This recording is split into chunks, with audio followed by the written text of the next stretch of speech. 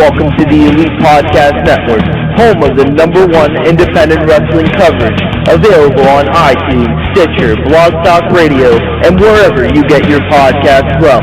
Follow us on Twitter at Elite Podcast Net and join the revolution now.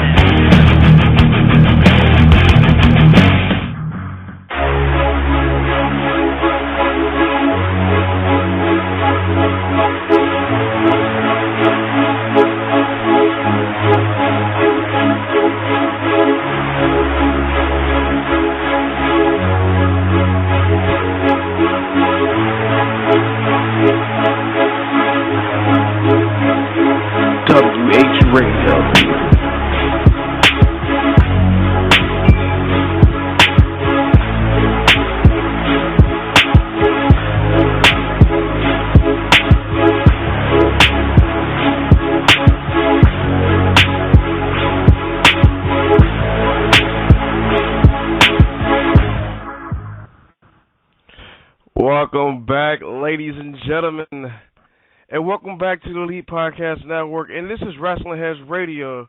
I am Skits, and I am joined by my co-hosts Oscar and Tom. What is going on, gentlemen?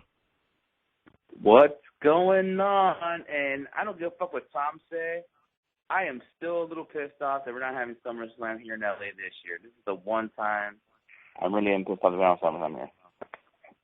It is absolutely insane. So Saturday was the day that the tickets went on sale for the Brooklyn show, and they went on sale at noon, and I was like, I couldn't get it at noon. I was like, the 12:30, 1 o'clock, I should be good to get them. I go on WWE.com to buy the tickets, fucking sold out within 10 minutes. I was like, are you fucking kidding me? I think it was less than 10 minutes, the tickets sold out for the Brooklyn NXT show. Unbelievable. I felt I could have sworn that they added like more tickets because I said to myself, if I really wanted to, I could have bought tickets, bro. They added more tickets, but those sold out. So right now, the only tickets are like, the tickets that are on like StubHub and all that. Well, I don't know. From what I saw when I clicked on the link, it basically took me somewhere else and. To I think Ticketmaster, and I could have bought a ticket right there. If I lived in New York City, I would have. I don't know. I didn't get that, but I don't know. And plus, I don't want like nosebleed seats. Come on, man. If I'm going to be going to a wrestling event, I want good motherfucking seats. Yeah. Anyway, it's crazy how. Like, people are saying that NXT has only, kind of been driven toward the smart marks, but come on. I mean, they're selling out within minutes. They're selling out faster than WWE regular events. So you got to know something special is happening with NXT. Yeah, I could definitely agree with you on that one. Well, we got a lot to talk about today here on the show. We had a fantastic Raw, I thought, which we'll get into in a bit. Battleground, I thought was a decent pay-per-view. Just one thing that bothered me last night, which I'll get into in a bit. But how about let's get into the Battleground aftermath here on WH Radio. For those who's listening, if you want to get involved with the show, you can tweet us at WrestlingHeads, or you can call us up at 347-945-5566 and get involved. Don't be scared to call up. This gentleman I'm about to put on, I was going to wait and put him on, but, I can't just have this motherfucker waiting. So I hope he doesn't, I'm just going to put a guy on. Matthew, what's going on? What up, guys? What's going on? What's going on, Brand? One more month away, you're going to come to Hollywood, motherfucker. Wait, what about Hollywood? You're coming to Hollywood in 1 month away, motherfucker. This is true. This is very true. Well, we got a lot to talk about. We'll get into that Hollywood talk probably a couple of weeks before he comes to Hollywood. But let's go ahead and get into this Battleground talk, which I like. Just like I said, I thought it was a decent pay-per-view. Let's start off with the Randy Orton Sheamus matchup, which a lot of folks are definitely sick of Randy Orton and Sheamus having matches, but I'm going to give these two props. They had a great opener. I thought so. I enjoyed it. Was shocked that Sheamus got pinned, though. That's the only thing, because I thought Sheamus would go over since he's the Money in the Bank, winner. But Orton, I believe the pay-per-view was in St. Louis, so of course, you got to let the man go over in his hometown. So, but I thought it was a good match. I'm gonna pass it on to the rest of the. That doesn't start off the show. It was King What's Up versus King Barrett. No, I'm kidding. Continue on, man. This motherfucker. But I'm gonna go ahead and pass it on to Oscar. Your thoughts on that matchup between Randy Orton and Sheamus? Yeah, I just feel like that match had no interest in the beginning. But it started off way too long, I believe. It went over 20 minutes, this opener, so I wasn't enjoying it. I was not going to this match from the start. So, I mean, you have to give Randy Orton the win because this is his hometown in St. Louis. And I feel there's no reason to, have a win for Sheamus unless they want to pull him as one of the top heels of the company. But if they didn't give him the win, I don't know what they're going to do with Sheamus and the Money in the Bank. I don't know. They're planning to have him win the title, but who knows? But as the match goes, I mean, it was an opener. There's nothing like I can say, oh, Randy Orton did this and that. It was fucking awesome. Or Sheamus did this and that. It's awesome. I didn't enjoy the match at all. You can say I enjoyed. This is like a rare time I can say this. I did enjoy it for a mini pay-per-view. Interesting. Tom, go for it. I am so sick of whenever Sheamus and Orton get put into a program together. These guys have no chemistry whatsoever. They are boring in the ring when they get up against each other, and this match was no exception. Too long of a match, way too boring, nothing exciting, and I am so sick of whoever WWE gives the Money in the Bank to. This is what they do every single time. They make them lose and lose. Just like I said, I was shocked that Orton, won, and I thought Sheamus should have won over, but I thought the match still was good. That's just my opinion. I cannot think that this is a good match. I'm really happy you brought that up, Tom. I'm really happy you brought up the fact that, all Money in the Bank briefcase holders lose their matches, because that's a constant with WWE. And you think trying to build up a future champion, they'd want them to get wins, but I mean, it is what it is. It's just it becomes ridiculous to the point where how every Money in the Bank winner is going to be built up, because it's been like this for years. It's ridiculous. It's stupid. It's a stupid way of booking the guy that is in theory supposed to be the next champion. It's ridiculous. And this should not have gone on first, because I don't like to start off pay-per-views with a piss break. Yeah, I feel you, Tom, because I actually matched at a SummerSlam, I want to say like 5 years ago, and it was for the WWE Championship. Ouch. So, am I the only one that actually didn't have a problem with this match? Because I'm totally with these guys too. We've talked about this already. I'm sick of the best of 267,472 series between these two guys. I don't want to see another Sheamus Orton match. Get away from it. I think this is the last one, but I really think this match was. I thought it was a decent match. I really thought it was a decent match, and I'm not putting over Sheamus and Randy Orton just to put them over. It may have been a I thought match. It was a good. I totally agree, but the fact that these guys face so much, it's just people do not give a shit about it. And when you're doing an opening match, I understand that, but sorry about that. Oh no, I was just saying, when doing an opening match, you can't have a slow-paced match like this Orton-Sheamus match was, because that's not the way to start off a pay-per-view. You start off any show, in any promotion, with something that's going to get the crowd going into the show, whether they're there live or watching through pay-per-view, whatever the case may be. You want something that kind of... Where were you watching then, Tom? Because the crowd was going nuts for Randy Orton. And you know how wrestling crowds are. You mention their hometown and they fucking jizz themselves. That's the only reason. Now, one thing that I want to say, honestly, I forgot what the fuck I was going to say, because when me and you both had something to say, I had something to say about the matchup, but the fucking thought will come back. Let's move on to the next one. All right, look, it came back. I understand we get tired of seeing the same matches, but aren't we supposed to analyze the match and not what always happens all the time? You know, I was looking at the match, not what always happens. The match was good. I thought the match was cool. I'm going to say that seems to be a trend. You seem to be looking at what's going on now and not in the past, and what WWE is notorious for, because, I mean, we'll talk about that in a little bit. Well, no, see, I was looking at it from a standpoint, a wrestling standpoint. It's just that this was not a good opener. You know, the New Japan 8-man tag that was supposed to be full of people, not even in the G1 Climax, was 3 times more exciting than this match. Well, it's 2 different promotions and 2 different styles.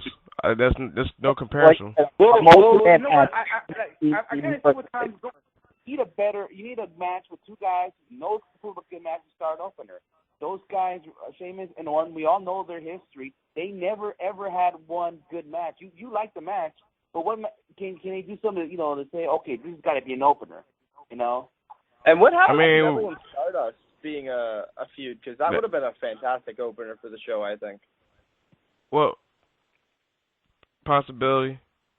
Well, let me ask you a question. You guys are complaining about them 2 feuding. Wouldn't you rather see the people that you don't care about first get it over with, and then just have the show go on?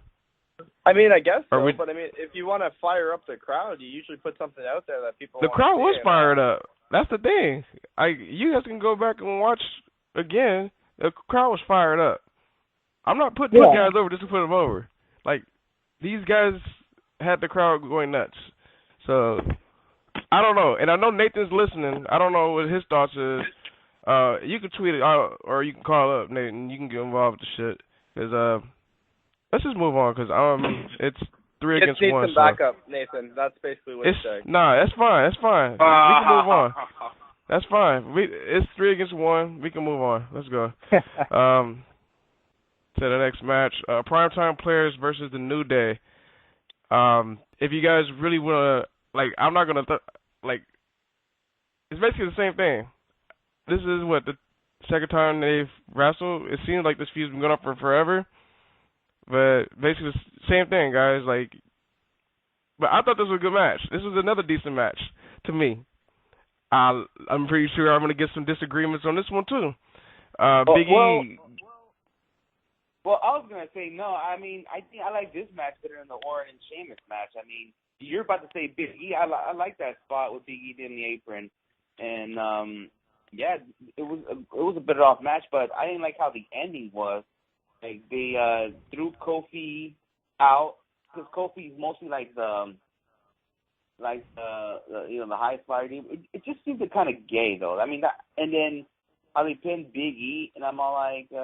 From what happened with the ending, Darren Young did his finisher on Kofi, and he kind of rolled out, and then that's when Titus O'Neil did his finisher on Big E.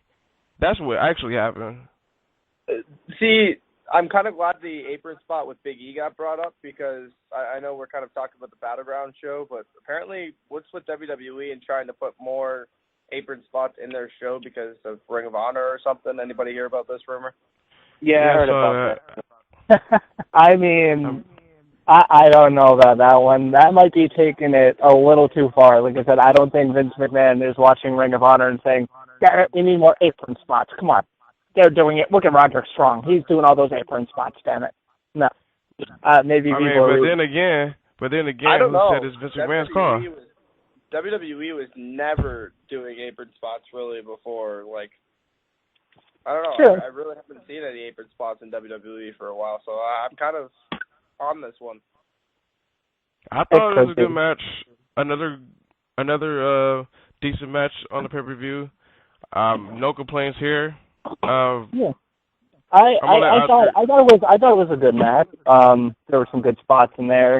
It was good pacing. New Day they're hilarious. Xavier on the outside was great in that role as kind of the third man, kind of trying to mess up the primetime players and cheering on New Day, being the loudmouth heel. So great stuff there. Obviously the feud's continuing, and I feel like they're going to have another match at SummerSlam. That's, I think, what it's pointing to. But I think you have to put the titles back on New Day. It's nothing against the primetime players, but it's just like the New Day right now, they have a lot more momentum, and they have so much heat going with them. Whereas the primetime players, yeah, they're getting some cheers and, some people in the crowd do the millions of dollar dance, but they're not as over as faces as the New Day's over as heels. So you kind of need to capitalize on that. So I feel like the titles at SummerSlam need to go back to New Day. Like I said, I haven't cared about the primetime players since the whole Abraham Washington days. I thought it was a decent match, but nothing too blowing away. Yeah, decent tag title match. Hopefully they give the belts back to the New Day. All I gotta say is Big E. Big E is the funniest man in professional wrestling right now. Hands down. Yeah, and as for Abraham Washington, just don't disrespect the great Kobe Bryant. Shout out to Kobe. Next match, singles matchup. Roman Reigns versus Bray Wyatt. Now, this was another good match. I thought this was a good match. Roman Reigns, a lot of folks always give him shit, but the dude went out there and worked his ass off. Bray Wyatt worked too, and these guys had a good matchup. You guys all know that one spot that Roman Reigns does when he runs and basically does a little drop kick to your face and outside of the ring. That counter that Wyatt did was nuts. That caught me off guard. Like, wow, that shit was nuts. The match was great. You had Wyatt kick out to the fist to the Superman punch. I believe, I'm not sure if Bray Wyatt actually did his finisher on Reigns, and Reigns kicked out, but I know it was a great match. And at the end, Luke Harper got involved with a hoodie on and basically helped Bray Wyatt get the win. And my boy Bray gets the W. Yeah, I was shocked that Bray was going to get the W. I remember last week it was like we all were talking about like Bray Wyatt, his character's going 6 feet under and blah, blah, blah, blah. But now that Luke Harper came in the scene, it seems like it's going back up again because I see some exciting stuff coming on. So, and we all heard those rumors that Sting was going to get involved in the match. Well, it didn't happen. But I got to ask, if you're going to put Harper back with Wyatt, why not just keep the Wyatt family together in the first place? Why go through this whole year of bullshit just to put them back together? Well, if you listen to the promo tonight, he said my family. He never said they broke up as a family. So stop it. WWE is known notoriously for this kind of shit. Stop. He never said that. And plus, they basically just it was Luke Harper and Eric Rowan having their problems basically. I feel like it was a way to kind of push Bray as a singles guy for a little bit without having the Wyatt family in there for interference or whatever. And then, they were pushing Harper for a little bit as a singles guy as well. Rowan, former IC champ. That was a whole other story with Rowan, but I think that realized that these guys just worked well together. Because we saw what Rowan did when he was a singles guy. He was not anything effective. And it's because he didn't have Luke Harper. That teaming with Harper really, I think, kind of put away a lot of Rowan's weaknesses. You really didn't notice them because you kind of figured that he was the other guy, the other big guy with Luke Harper. So you didn't see that. And, we saw that there were plans to get I understand what Thomas said. Together. So I But definitely understand what you're saying, Tom. The thing is, the singles push for Harper didn't work out. The singles push for Rowan didn't work out. The singles push for Wyatt didn't work out. So I gotta ask, why fix something that was? I disagree. I disagree on the Harper one. I thought the Harper the was Intercontinental title where he won. Not Let me talk. Let me talk. Basically, is what I'm saying is, I thought he didn't do bad as a singles run. He was the most watched wrestler, I would say, weekly. That when he was the IC champ. I mean, we know at the time Ziggler, the dude at the time constantly lost matches. Well, like I said, at the time they were trying to do something with Dolph Ziggler, and he lost that feud with Ziggler, and ever since then, But it wasn't even just the feud with Ziggler. The dude lost 10 straight matches and then lost the Intercontinental title. The dude not I one still don't single think it was a match fail. as champion. I don't know. I don't see how you consider that a success, but I mean, it is what it is. I wouldn't put it in the category of a successful failure because for most of Harper's singles run, he was made to make the other guy look better because I think that's what Harper really, I think that's what WWE really notices in Luke Harper is that he's so good in the ring that he can make anybody look good and he can have a good match with anybody. So they put him in that role to go out week after week and put on good matches with, upper mid-card to main event guys week after week. So it's not really a success or a failure. Luke Harper was on TV on a consistent basis, putting on good matches. So I guess it was a success in that sense, but as I said, I don't think you can really define it one or the other. So I mean, Zack Ryder shows up on television and he's a success. Guys, real quick, I just wanna cut through this conversation because I know this whole Luke Harper thing is a whole different conversation for a whole other day. Let's just be honest about that. We're talking about Battleground right now, so let's get back to the Battleground talk. With this Bray Wyatt, Roman Reigns, and callers will be taking your calls in a bit, so please hold. Everybody share their thoughts on the Bray Wyatt Roman Reigns match, and I just wanted to say I did call Dean Ambrose getting involved for this for a tag team match coming to SummerSlam. That's what it looks like it's gonna go. So. Look like it's going to be the Wyatt family versus the Shield, half of the Shield and half of the Wyatts. Yeah, I mean, I thought the Wyatt Roman Reigns match, it was good. There were some slow points in the match, but that's kind of I think I've come to being used to that with Roman Reigns matches and Bray Wyatt matches, that it does kind of slow down towards the middle. But still some good stuff in here. The Luke Harper ending was definitely very good. I was 100% expecting Roman Reigns to just go over clean, so very nice surprise there. But like I said, I think at the end of the day, it's just going to come down to Bray Wyatt losing once again. I don't see anything long-term with this guy that WWE has planned. Yeah, I'm pretty sure Roman Reigns and Dean Ambrose will win that feud once they announce the match. Let's take and then Bray Wyatt goes back to nobody caring about him again. People do care about Bray, lose or win. Let's find out from this person, the 412 area code. Do you care about Bray Wyatt? Talk to us about Battleground. Well, let's just say it was an interesting match last night, however, I'm here to talk about the Divas' future, and I think the Divas got a great future after a really good segment there tonight. What do you guys think about the Divas thing? I think the Divas are killing it right now. Last night they killed it, and also I Right. believe they also did it tonight too. There was somebody on my timeline. They were tripping on Paige tapping. I'm like, it's putting over Sasha Banks, who's the NXT Women's Champ. You know, you got to get the folks basically eyes on her because they already know who Paige is. Yep.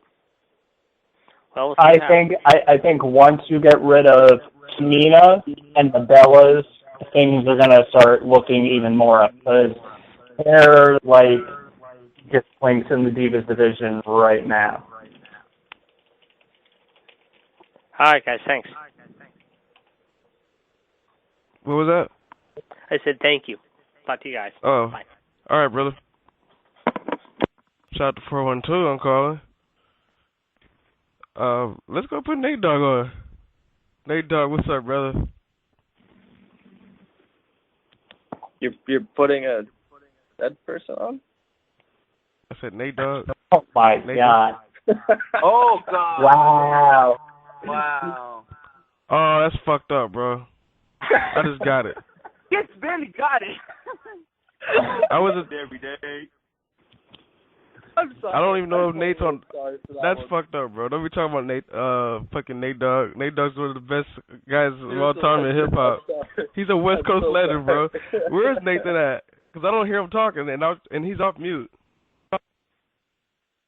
Fucking Nathan. Anyways, I did saw Nate in concert one time. It was pretty cool. let's go ahead and move on. I don't know where Nathan is, but we'll see what happens with the whole Bray Wyatt situation and Roman Reigns and Dean Ambrose and Luke Harper. Next match, Sasha Banks versus Brie Bella versus Charlotte. We just got finished talking about the Divas. We didn't get your thoughts on that, Matt and Oscar.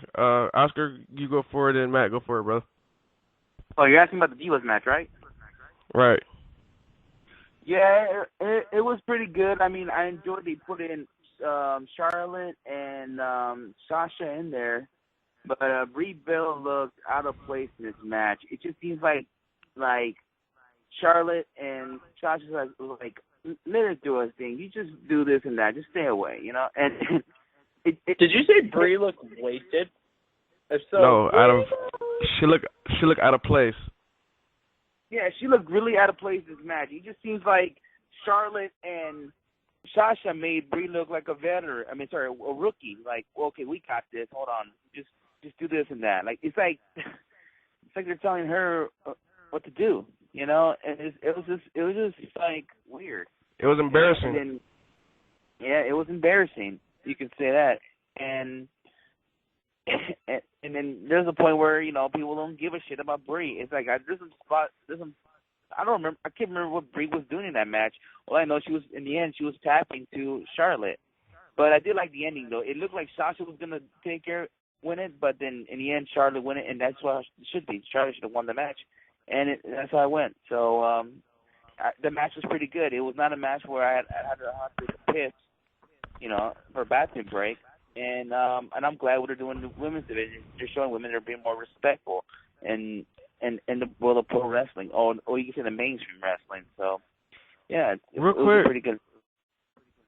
Real quick before you Matt says his thoughts, because I know Matt's gonna be like, you know, when your father's Ric Flair, you're gonna win. I mean, I thought it kind of made sense for Charlotte to win because. I know we had this conversation earlier. We had this conversation. Don't put words in my mouth. I don't know if you're gonna bring this up. That's why. But this is the reason why I think Charlotte should have won, because Paige, she's been losing like crazy from the Bellas and shit. So you got to have the face win. In fact, I don't know the last time the faces for the girls won. So I think it made sense for Charlotte to pick up the win. And go ahead, Matt. Yeah, while you put in words in my mouth, you asshole. Anyways, I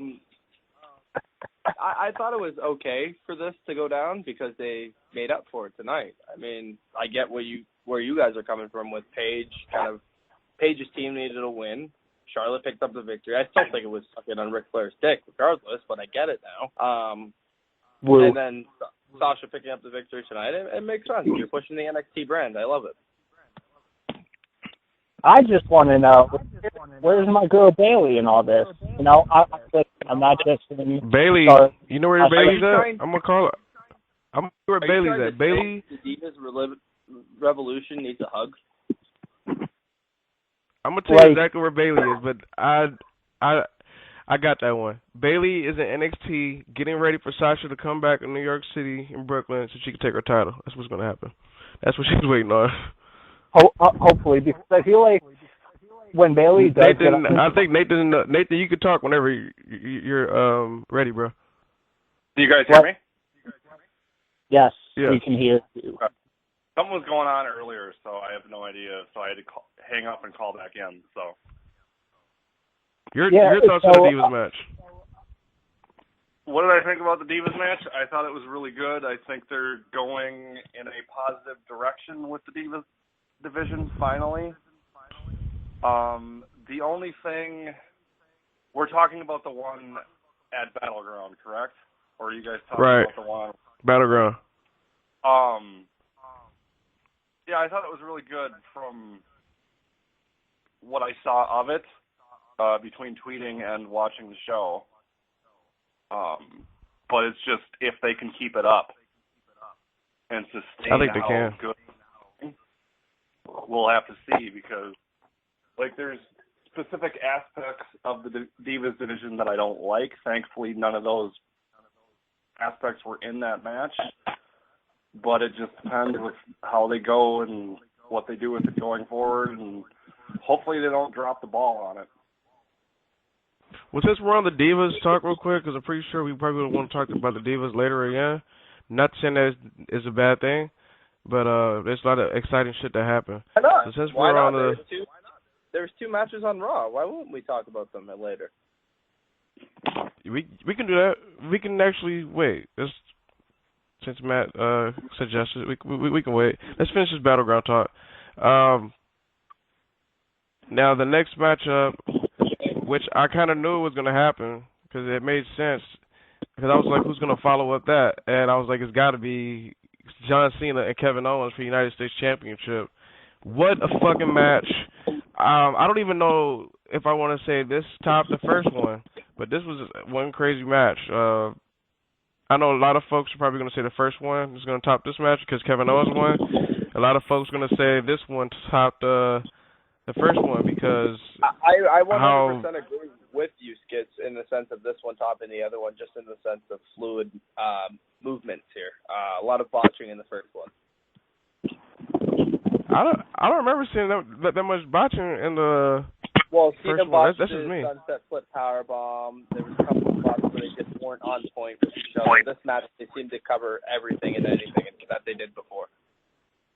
I will say the three matches that these guys have had, they've all been good, but if you look at them, they've all been different. Like, it hasn't been an exact replica. Sure, there's some of the same spots, but there's been new spots added to each match. You've seen new counters. You've seen new moves. Each guy kind of bust out. So each match has kind of been different. So it's just a matter of perspective. I think I'm in the minority. I thought the second one was the best one. I thought this one from Battleground was the weakest of the three. Wow. But that's not a negative thing. I agree. It's just that these matches have all been good. It's just I don't have a problem really with Kevin Owens winning, but it's like sometimes you need to pull the trigger. That's WWE's big problem sometimes, is pulling the trigger on certain guys and having them win big time matches when they need to. You know, I went into this thinking, Kevin Owens is going to win. It's, the last of the three matches. Who knows? Maybe they'll have another one at SummerSlam. Who knows? But I don't know. I just felt like Kevin Owens going over here would have meant a lot. It would have been a big victory. It would have been something memorable to remember the pay-per-view for. I still don't get him not going over. I'll be honest with you.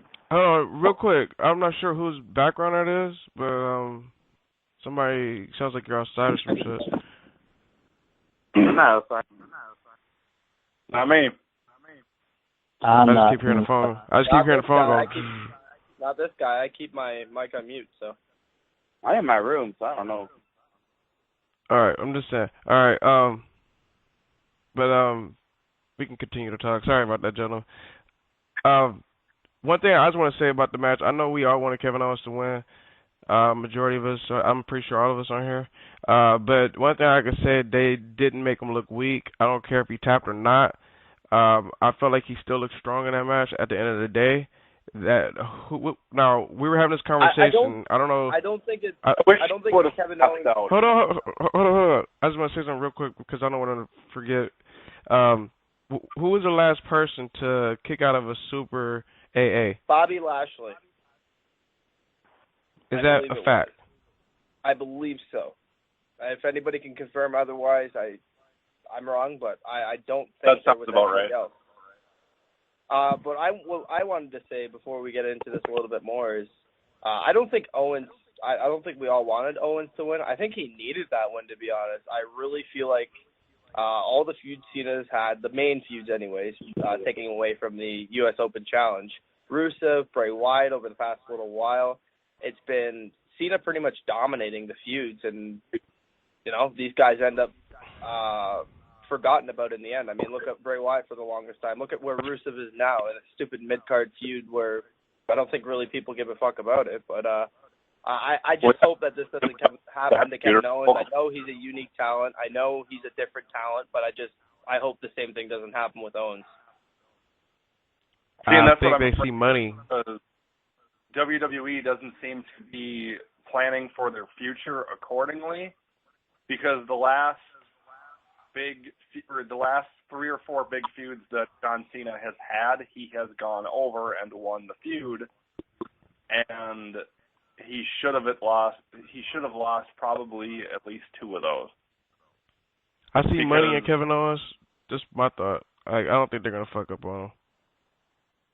But this is the thing. We said this again the whole time with Bray Wyatt, the whole time with Rusev, and they did it. So I think this is different. I just get that feeling, dude.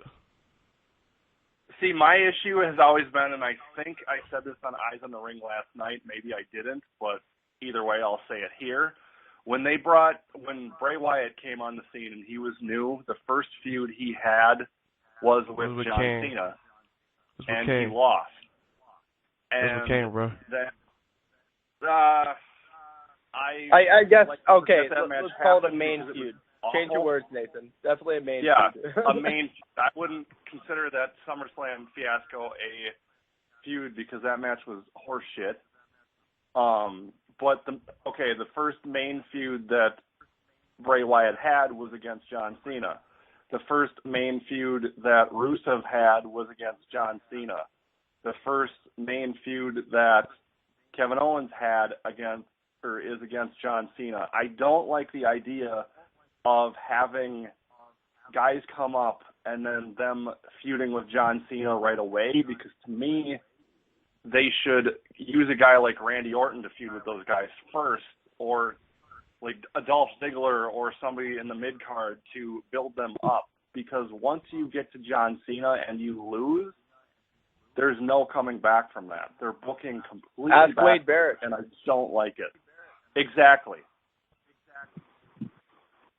I mean, I totally agree. The past 5 years, main feud to Cena, if it's a young dude, they turn out on the bad side of things. I'm just saying. I don't think there's been any positive outreach. Maybe Daniel Bryan. That's it. He's the one guy, possibly, and CM Punk when he was there. But otherwise, a lot. I wouldn't even say that, but, I mean, let's get back to the conversation. I know Skits is trying to get back on topic here. Well, I was going to say, hold that thought. Caller 540. Talk to us. Would you have to talk about Battleground Raw? Hello? Hello. Yeah. How are you? Did you want to talk wrestling or no? Yeah, I do want to talk wrestling. What you want to talk about? Well, I wanted to talk, the main thing is the Undertaker and Brock Lesnar, man. I mean, Battleground, if you thought that was shocking, the Undertaker came out and beat up on Brock Lesnar, chokeslammed him and tombstoned him twice. And then tonight, you get to see Undertaker in the ring opening up Monday Night Raw, talking about the streak. And then Triple H and Stephanie announced this huge main event, Undertaker and Brock Lesnar at SummerSlam. Yeah, man. Very exciting to see that crazy-ass brawl. The brawl was nuts. That was very exciting. Dudes out there trying to break up the fight, too. I was getting ready to go JR. I was like, Fine call! The Undertaker and Brock Lesnar! The Undertaker and Brock Lesnar! Somebody's gonna stop me! I'm sorry. I had to hang up. I'm sorry.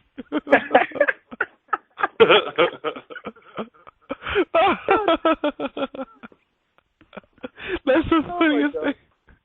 Is everybody still alive? Because I gotta ask. I gotta call for a commercial break. I had to turn my damn phone down. That was loud. That has to call for a commercial break. I gotta ask. I can't breathe. I can't breathe. We'll be right back. We'll be right back into these messages, people. This is Wrestling Heads Radio, and we'll be right back. Hey, this is Biff Busick, and you are listening to Wrestling Heads Radio. Hello, pro wrestling fans. This is pro wrestler Brian Kendrick. Thank you for listening to Wrestling Heads. All you have to do is believe! Welcome back to WH Radio. That was hilarious. I'm glad you didn't botch. You didn't put a WWP fucking soundbite. Wow. Sometimes you gotta show love. You know, it's crazy because I never botch when I put WWP shit. I don't botch. He's on the show. You know, show some love. You know, it's fucking.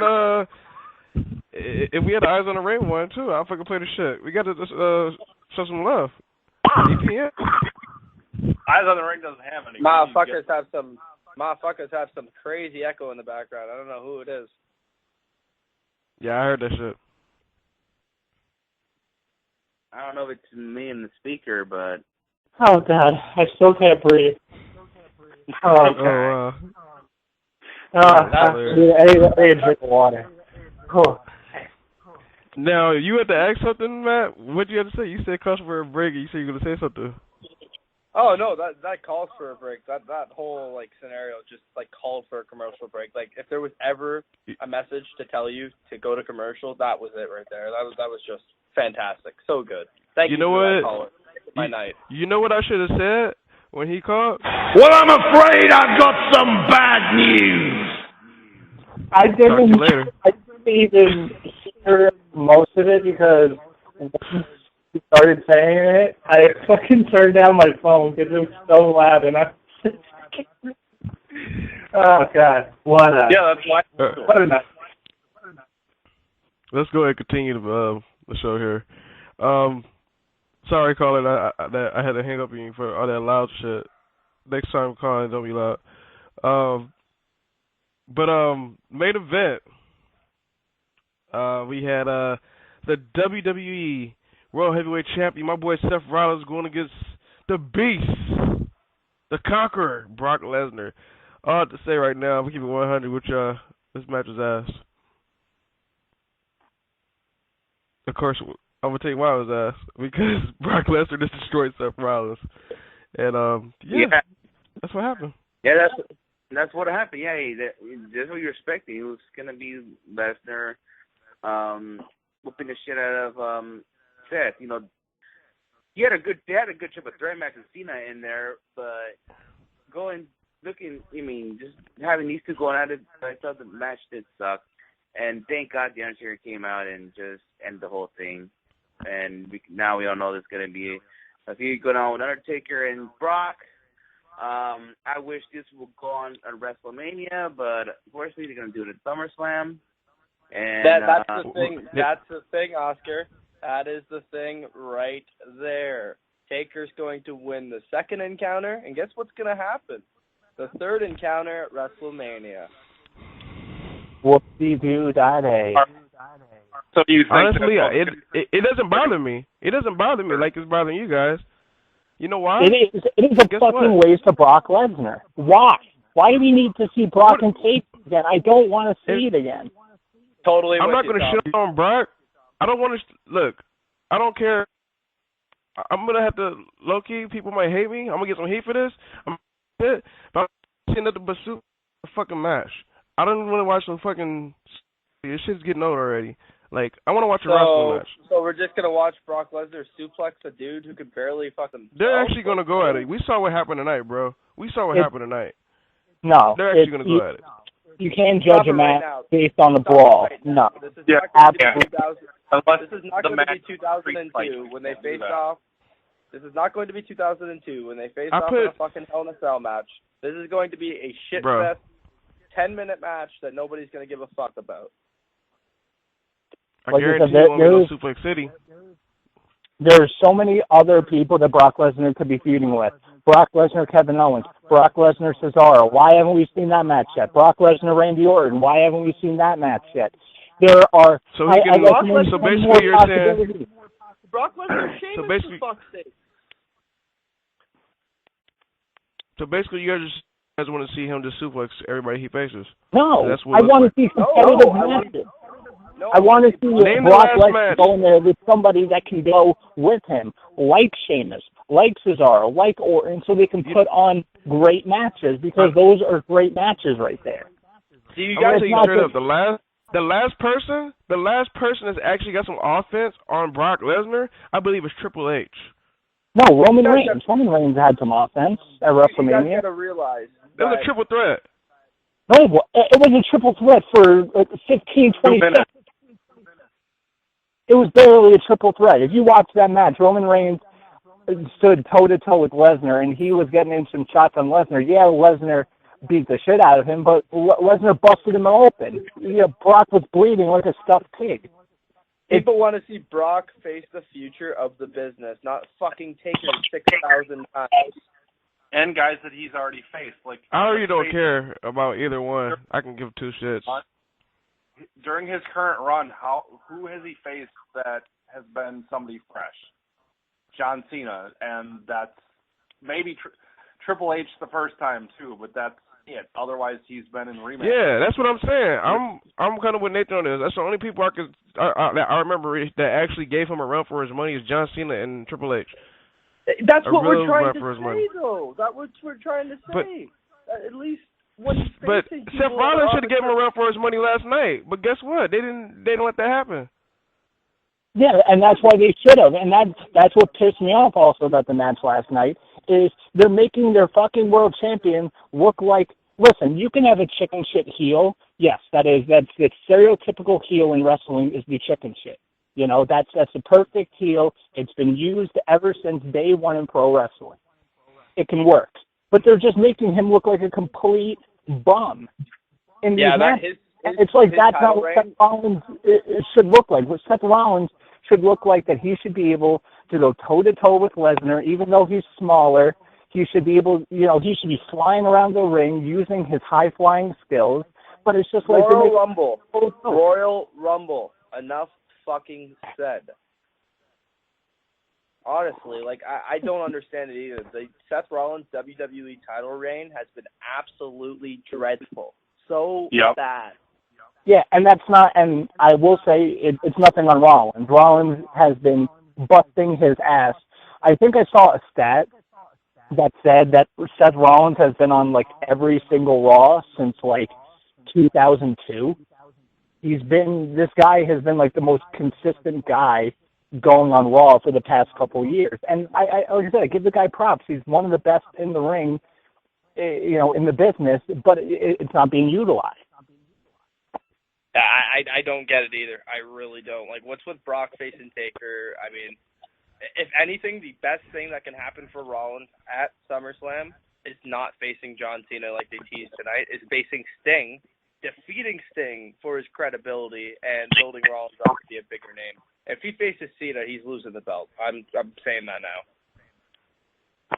now. But why would he face Sting is my question. I mean, that's what I don't understand either. Why not? He had him feuding with the Authority. He was getting involved with Rollins' stuff the last time he was around. Yeah, but like I said, I want to know what happened to this whole, Rollins versus Triple H stuff that was supposed to be happening, because the last couple months was built around the Authority questioning Seth Rollins and questioning if he's championship material and yada, yada, yada.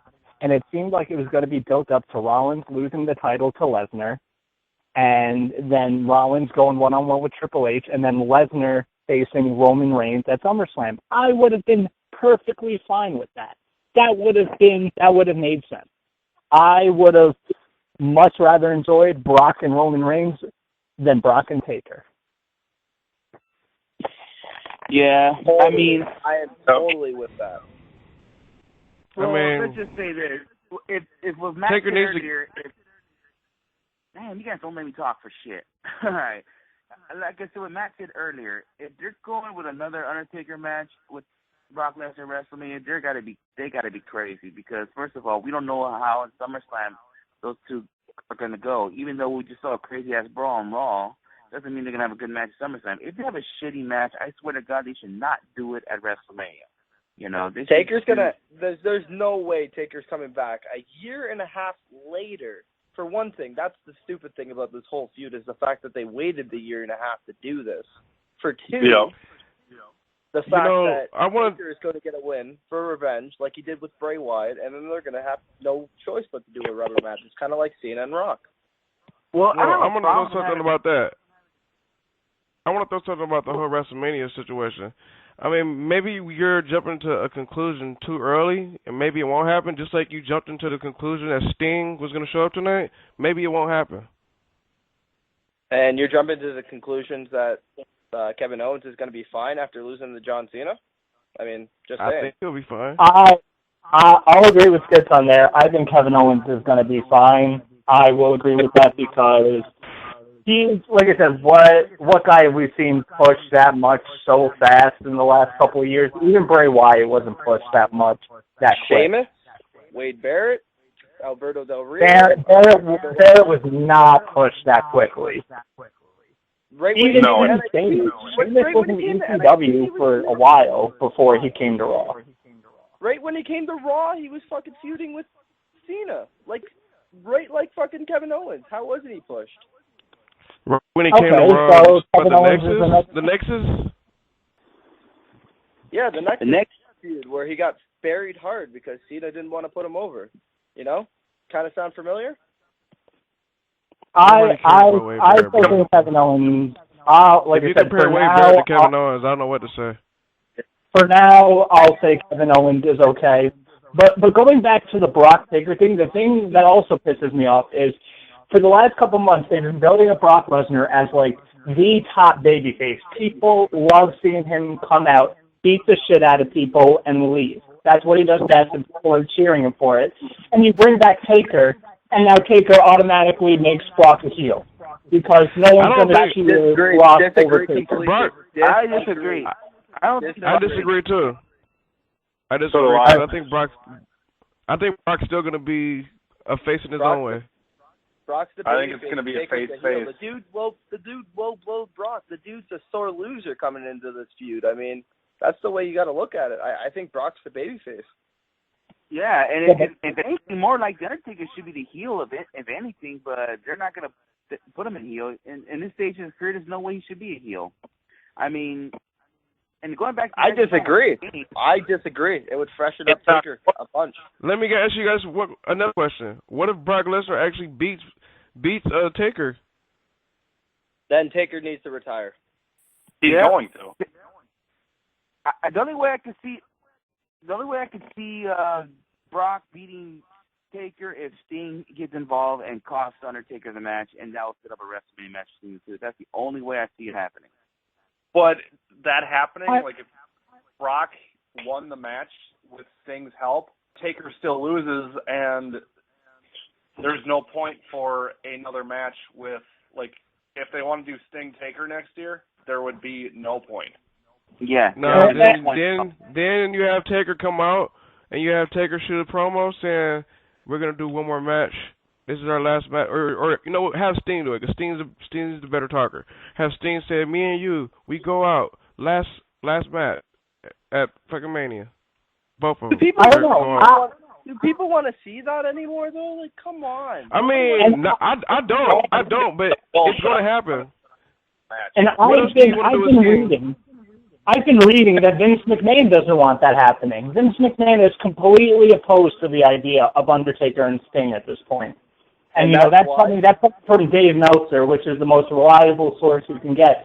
So Vince McMahon is not down for Taker and Sting. Right now, Undertaker and Sting is not happening. Oh, you know what? Oh yeah, and another thing is there's also still rumors that Taker might go against Owens. Why not Kevin Owens cost the Undertaker? Stop it! You guys are crazy. Stop it. But that's been out there, and you know it. I have not seen a single thing about Undertaker. Neither have I. Yeah, I can find it right now. Please do, because there has not been a damn Undertaker thing. and Kevin Owens at WrestleMania. Kevin Owens, WrestleMania 32. Now, see, everybody is going around this the wrong way. Everybody is going around this the wrong way. Storyline sense, you have to go with the obvious. WrestleMania 32, Undertaker needs an opponent. You need somebody to get revenge on The Undertaker. Who better than Bo Dallas? Avenge his brother. Yes, the fuck, Eddie. I would want to see Taker and Bo Dallas. There you go.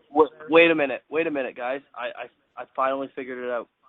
The man who caused his downward spiral, Undertaker, is going to face CM Punk at WrestleMania 32. Sit in the fucking corner. WrestleMania 32 will be interesting. We'll see Undertaker. We'll see Stone Cold back in the ring. We'll see The Rock back in the ring. We'll see Trish Stratus and Lita teaming up against the Bella Twins. It'll be very interesting. All right, so we can start with the bullshit. Matt makes a good point.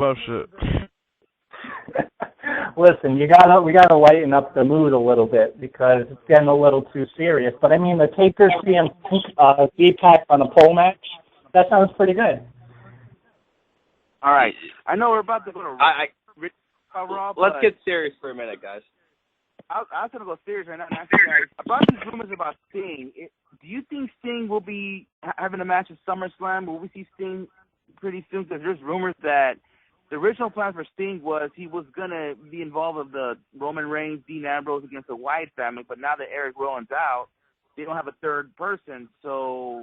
What if they add Bo Dallas to the Wyatt family? What if we see those rumors finally come true and we see this? Yes, Bowie. I mean... They wouldn't make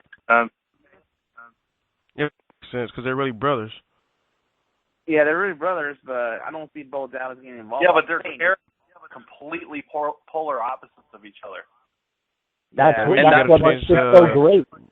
Yeah, Bray Wyatt converted. You change Bo Dallas' character then. Yeah, you have Bray Wyatt convert him. It'd be fantastic. Like they did Daniel Bryan. That was a big fail, but I mean, you know, use that same concept and use it with Bo Dallas, and you know, I'm sure Bo isn't going to get Bo chance, so you won't have to worry about changing him for something. Yeah. I don't know. It'll be. I just don't know. It looks like it's gonna go a tag match, but I don't know about the whole Sting thing. They might have the whole Sting's return some other time, or unless they want to put him against a title match against Seth Rollins. That's the only way I can see Sting coming to SummerSlam. I just don't know how they're gonna do it. I know this is honestly, a little bit off. You know what? I always say this on the show.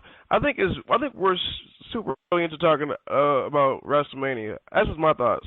I know people say, I'm not talking about WrestleMania. I'm talking about SummerSlam. Why are we crazy about talking about WrestleMania? At this point, WrestleMania plans are almost set in stone. Yeah, I'm talking about SummerSlam right now. Let's get to Raw. Shall we? Might as well. Sure. Monday Night Raw, we already went over the Undertaker, Brock Lesnar situation. So tonight, Charlotte,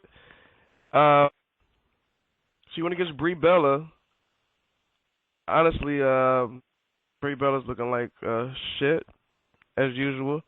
So Charlotte, she basically went over. What the fuck is with Brie Bella trying to fucking steal Daniel Bryan's spot. I gotta shout this out right now because it's pissing me the fuck off. It's just Brie Bella and just being Brie Bella. I don't even think Daniel Bryan probably likes your shit, to be honest with you. And she's been doing it for so long, ever since she was a babyface, and it's pissed me off from day one, and it still pisses me off now that she tried to get crowd sympathy by, when she was doing the yes chant, and now she's doing the Daniel Bryan kicks. It's just like, you are fucking pathetic. Is that you're so shit that you have to rely on your fucking husband to get some You don't see fucking Nikki Bella busting out AAs or fucking you can't see me, the stupid Brie Bella bitch. Wow. Well, wow. Nikki's mad at Cena because Cena won't tie the knot. But I don't know. Like I said, that's why I feel like like I said, the Bellas are the weak link right now. Once they go on to do whatever I think one Bella's the weak link. I'm gonna give Nikki. I think Nikki Bella some fucking credit right now. I think Nikki is credit. way better than Brie. I think if we're Brie talking is about legitimately the worst diva in the Divas division right now. If we're talking about Team Bella, there's two Bellas that are fucking need to get the fuck out of there. Brie Bella and fucking Alicia Fox. Alicia Fox is awful.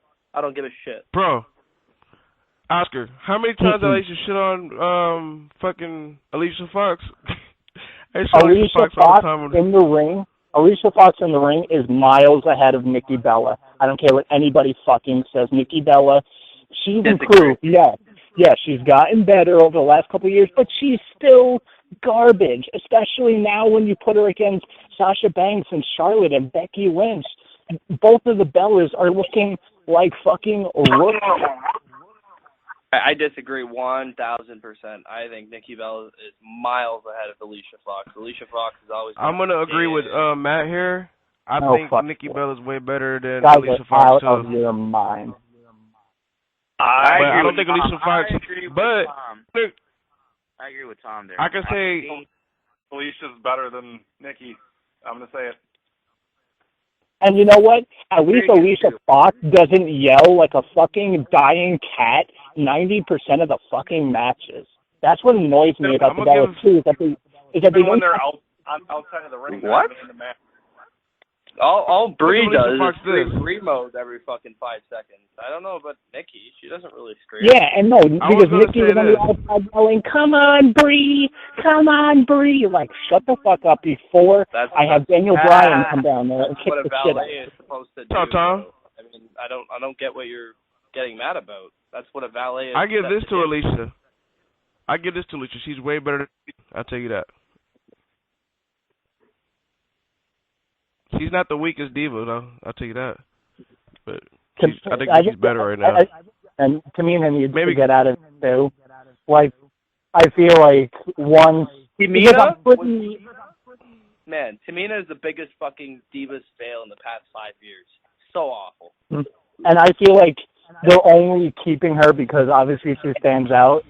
But I think I don't know if it's been confirmed, but if Jessica Havoc gets signed, once she gets up to the main roster, Tamina is out of there. Because, I mean, Jessica Havoc, she's not the greatest thing in the ring, but she's miles ahead of Tamina, and she has, a more intimidating look than Tamina. So it's just like... I gotta say it, and I'm gonna get heat for it, but the only reason Tamina's signed to the roster is because of her dad. Enough said.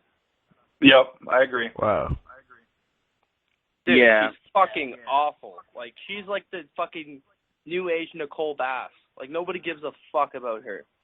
Yeah. The only time that I ever liked Tamina was when, it was like a couple of years ago when she super kicked the shit out of Nikki Bella. I loved that. That was the best thing ever. How about the time when she feuded with Beth Phoenix? I thought that was a good feud.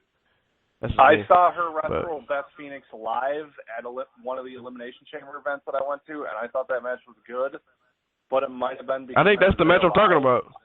Yeah, and I watched it after I got the DVD and everything, and I still think it's good, but, like, that's the only match that I could think of that she Same here. was good at, or was good in. Otherwise, she's been complete garbage. Same here. Let's move on from the Divas. We'll get back to them in a bit. But the next match, I actually missed his match. I said some shit about it earlier. But I'm gonna let Oscar go ahead and carry this next match. Go ahead, bro. All right, it was the primetime players going against Los Matadores. Hello? This match. Hello. Did you give him the Los Matadores match on purpose? Yeah. No, because he gave me shit about it. Yeah, because he said his match was a job match. It was not a job match. They put out some time in this match, but the match was not great. I'm totally with this job match. No. You guys don't know okay. A job match is someone to get jobbed by. It's like the primetime players got to destroy Los Matadores. They did not destroy them. They gave them some time in this match. But basically what this match was all about is to continue on the storyline between the primetime players and the New Day, which New Day did came out distracting the primetime players. And one of the Matadores, I don't know which one it was, sneakily got a win over Titus O'Neil, and then Los Matadores won the match over the primetime players. So basically they did that just to continue on the storyline with the New Day and the primetime players. And so basically, a job match is another one. Miz and Big Show. Big Show job the Miz. Oh my God! That's a job. I am so fucking sick of this. Jesus, I'm so sick of these two. The Miz can be all right. I like him on Tough Talk, but I feel like he should stay on there. Big Show, this is. I know when my piss break is going to come is when I hear Big Show's music. Automatically, my bladder it's full, and it tells me go to the bathroom because Big Show's on my TV.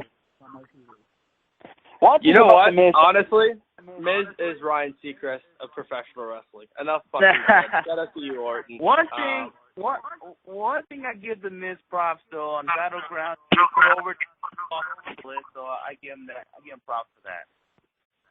Dude, Miz and Big Show should just get back together as a team, so we just have to see them once a show instead of fucking wasting 2 appearances on them. I'd be okay with that. Or you can just take the IC title from Ryback and make it a You know what? title. Get over your little fucking hate for Ryback and sit in the goddamn corner. Fuck Ryback. Jesus. Fuck Ryback is a fucking joke. Stop it. Yes! Ryback, I have never gotten people's hype over Ryback. You know, I thought we've gotten to the point where we progressed from watching meathead steroid guys, and, you know, this isn't the 1990s here. I thought we were past that here. I thought we were past that. The dude is much better than you guys are perceiving him out to be. Come on, stop it right now. You guys are shitting all over him. Me when Ryback comes out. You want to see a talented bodybuilder, muscle type guy? Look at Brian Cage. Brian Cage is 5,000 miles ahead of where Ryback wishes he could be. Yeah, but that's also a completely different person, and he's not in the WWE. Well, yeah, exactly. One's shit and one's not. If you put Brian you guys, I'm sorry, you guys are just discrediting Ryback. I guarantee it. What was that, Nathan? The dude is trying to get better. In WWE right now, he would be exactly what Ryback is now, because that's what they would limit him to.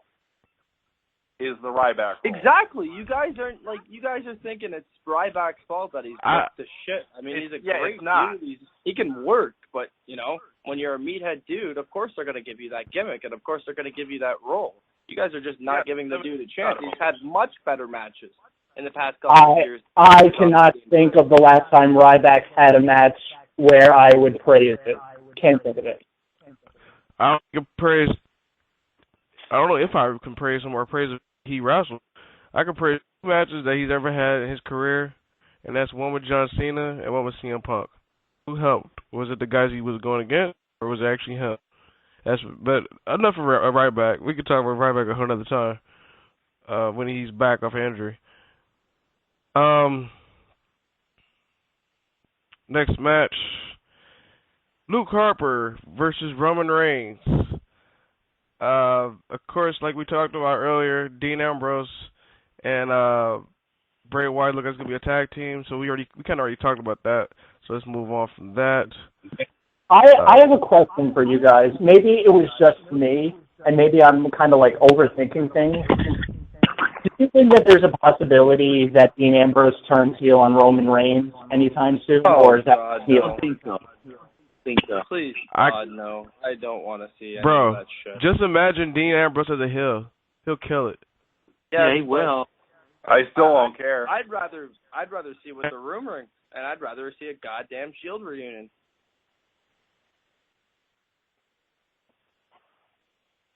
That was, like I said, that was just a random thought, like going into this match, because it seemed like it was like typical setup of someone's coming out to help somebody, but they really turn on them.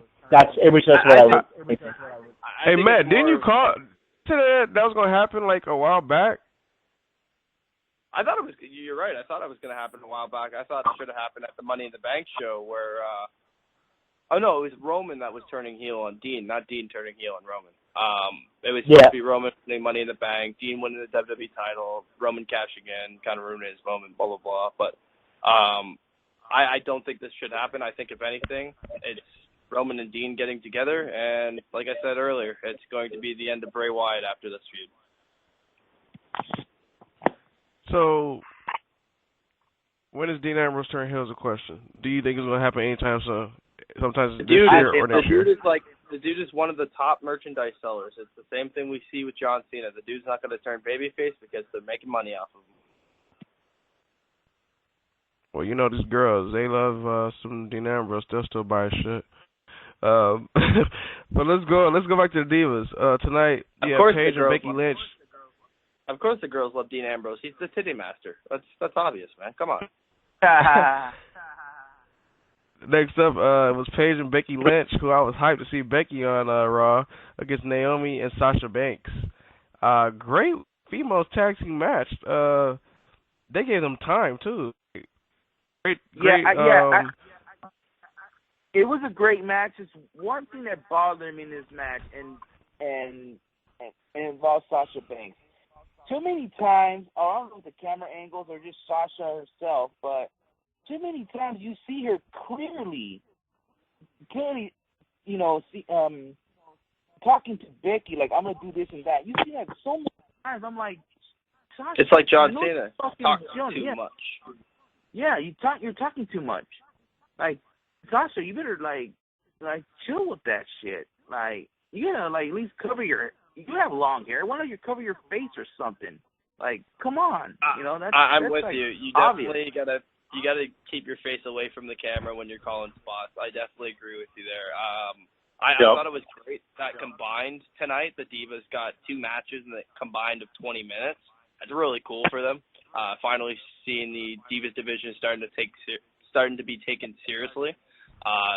Like I said, I complained last night that Sasha Banks didn't get the victory. I thought the NXT Women's Champion should have went over, and they made up for it here. So I've got no complaints, literally. Yeah, and Sasha got the victory. She made the tap. But I want to know, what is this whole Diva thing going to? Are we going to see a 9 Divas? A triple threat. It's obvious. It's the obvious. Well, absolutely. If that happens, most likely it's gonna happen. Then we can pretty much say Nikki Bella's gonna pass AJ's record, because I believe her. Well, that's gonna happen anyway. Oh, that's happening anyway. They're just bitter as fuck about AJ because that's WWE for you. Yeah, because I don't see. There's no way Nikki Bella is losing a title at a Raw or a SmackDown. There's no way. But it has to be a pay-per-view, and I believe that date of the day she has to break the record is right before Night of Champions. So I'm pretty much crowned already. She's gonna break the record. Oh, absolutely. Unless they find some sort of stupid fuckery way to put the Divas title on the line during that match. It's pretty much guaranteed. Hasn't she already broken the record? I mean, second already. They keep mentioning Road to 300 days, but I think AJ's reign was like 200 and whatever. Nikki actually mentioned it tonight. Nikki mentioned it tonight. She said she's what, Sorry about that, 287 or something like that, I believe? No. Something like that? Nikki mentioned it tonight that she's second reigning Divas champ. She mentioned it tonight. Yeah, and I think AJ held the belt for like 287, something around 300 days. So, I mean, that's pretty close. She's getting there. Honestly, you know what? I know a lot of people be pissed about it. I can give two shits. AJ had a great career in WWE, but I don't see no other AJ held it for breaking that record. 295 days. Like, same thing for CM Punk. Since we're on that same subject, because we know together, I don't see nobody breaking CM Punk's record too. I disagree 100% with that. Maybe not anytime soon, but it's gonna happen. It's WWE. They want to get. If you're on bad terms with WWE, they're gonna get you out of the record books. I don't know. Well, they're still saying AJ's name. They didn't have to mention her. Look at all the fans basically cheering for other divas. Look at the focus on other divas. You don't think the title would already be on somebody else if they wanted that?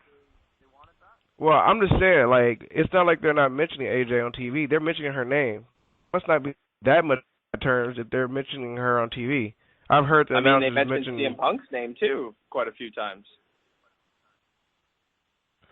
Well, anyways, I want to concentrate on the match and that, not that. I want to mention about Becky Lynch. You guys thought Becky Lynch tonight.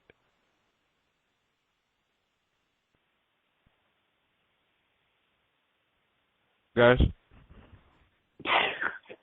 I don't know. I can't really comment about Becky Lynch. I'm not saying I'm not hating on her or anything, but it's hard for me to think what can I comment about her tonight.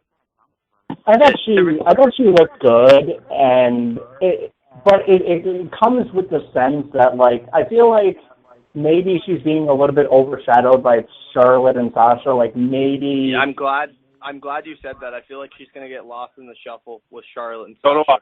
Big time. They shouldn't have brought all three of them up at the same time. Yeah.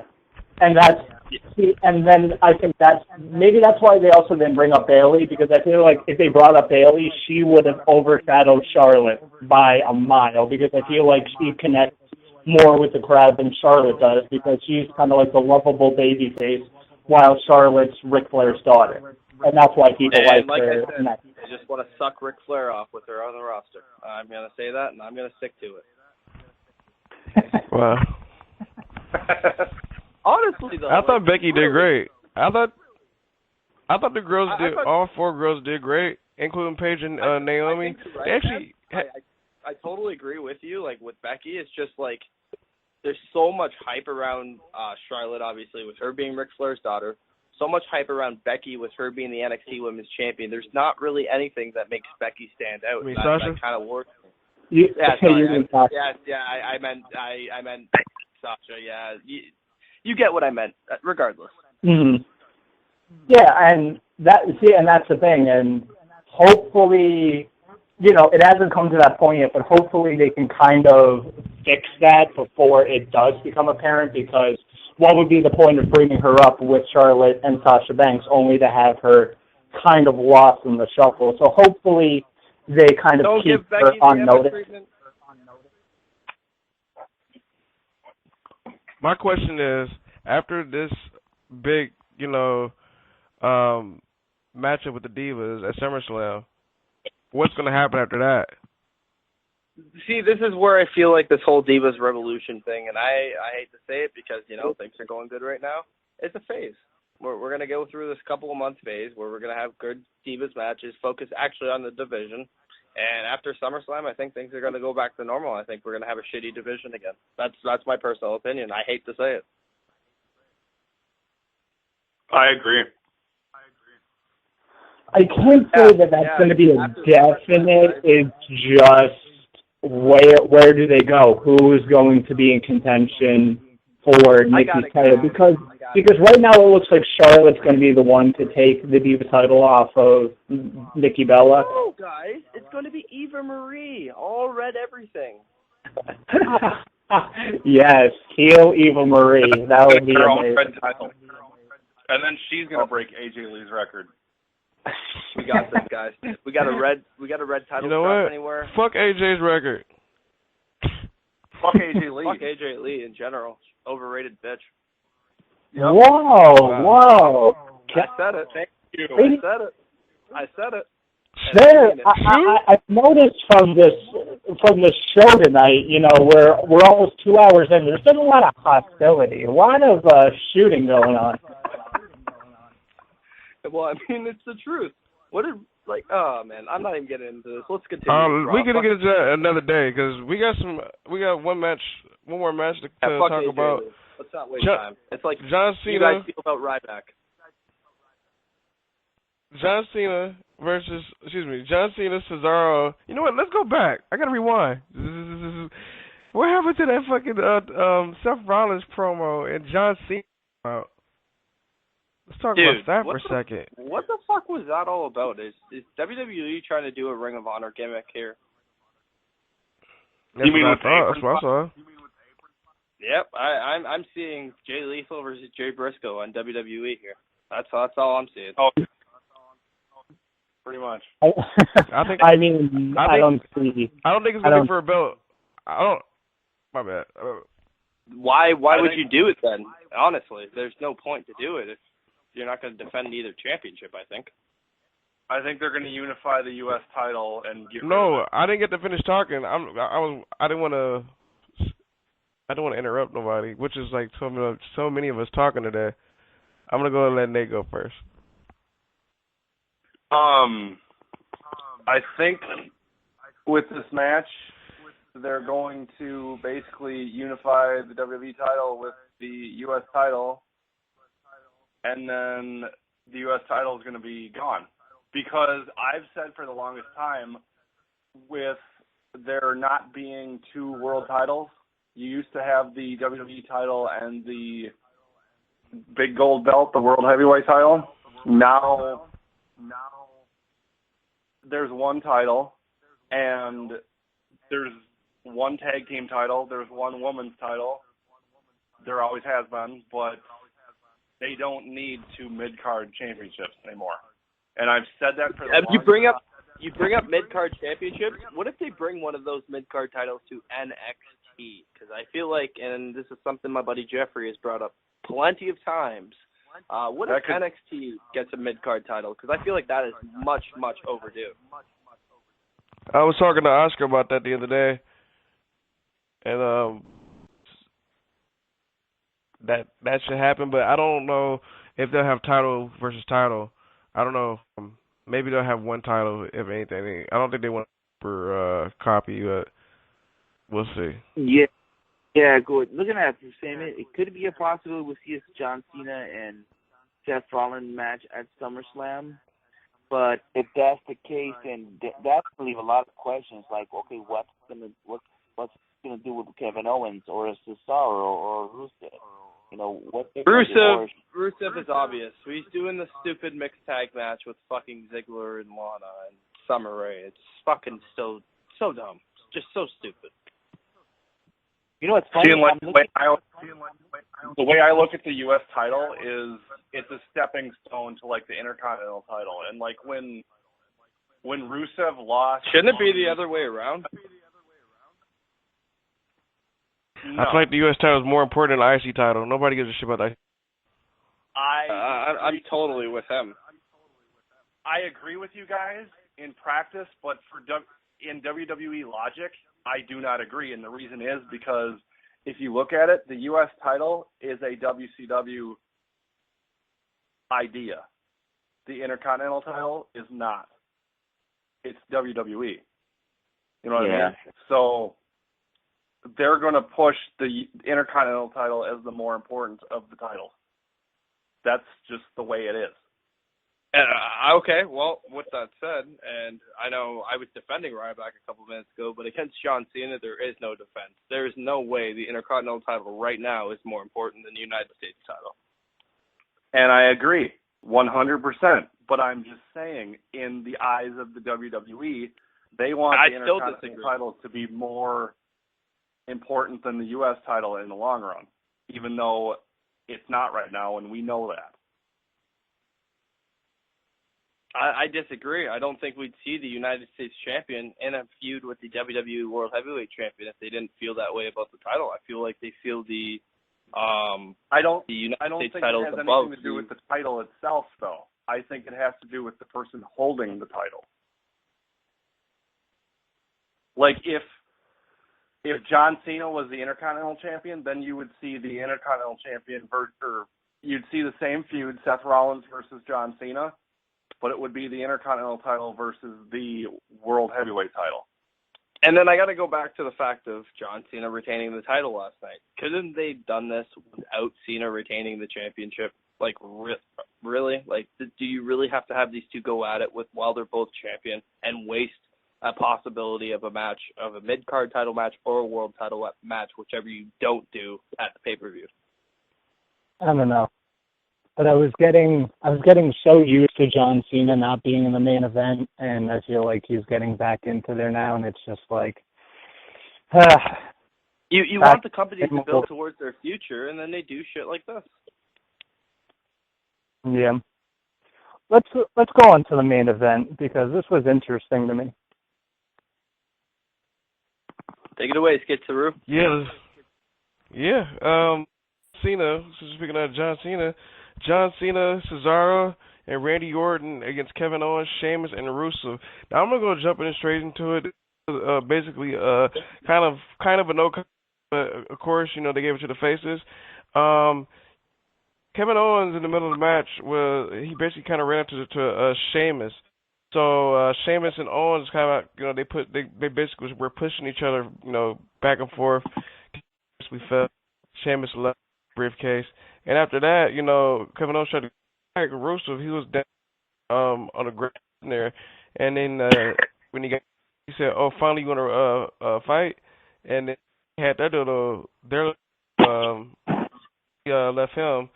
So I'm saying, guys, my prediction. You're cutting in and out quite a bit there, Skits. I will throw that out there. I don't know if anybody's hearing it. My bad. Can you hear me now? Yeah, I can hear you. My bad. So what I was saying, I think Skits cut off again. Yeah, Skits, I think he cut off. What I wanted to get to is, with Kevin Owens, why is you know what? walking My bad. matches? My bad. I pressed the mute button. Oh, Jesus Christ. I pressed the mute button. So what I was saying, so basically, Kevin Owens, Sheamus, Rusev, and I see them throwing in Cesaro for at SummerSlam. This is where I stand with Kevin Owens. Why does the dude keep walking out of matches? Like last week, we saw him walk out of this match before Battleground, and I guess it kind of made sense. But this week, I'm just getting sick and tired of this whole walking out thing. I get that you're a prize fighter and all, but you kind of go and contradict yourself with that whole thing, and I really wasn't a big fan of it. I just like that Owens' character is basically like he just doesn't give any fucks. Like I love it. I don't know if you guys saw the post-match interview. I think it was posted on WWE's YouTube that Kevin Owens did with Eden. Yeah. He completely and utterly just insulted Eden. It was great stuff. So, and that's what sucks. I feel like some of the stuff on WWE's YouTube should be put on TV because Kevin Owens is... Most of the stuff on there, whether it be Kevin Owens or not, is fucking fantastic. I mean, most of the post-match pay-per-view promos and shit, I feel we should make television instead of the 16... It's funny you mention that Bray Wyatt interview with Michael Cole that was on WWE's YouTube page was fantastic. That should have been on TV. Yeah, why don't they air this shit instead of the 16,000 Taker and fucking Lesnar recaps during Raw? My God. I feel like they air shit on SmackDown because we have reason. brains. I don't know. That stuff. I don't know. Do they air that shit on SmackDown? No, not. What's SmackDown? Michael Cole is though. Yeah.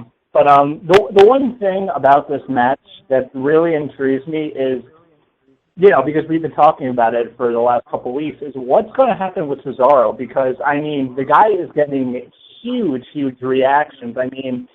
he has to be up there as one of the top baby faces now over the last, I would say, month or so. He doesn't connect, damn it. He sweats, damn it. He doesn't connect with the crowd. He sweats. But he can speak 5 languages, but we're not going to use them anyways.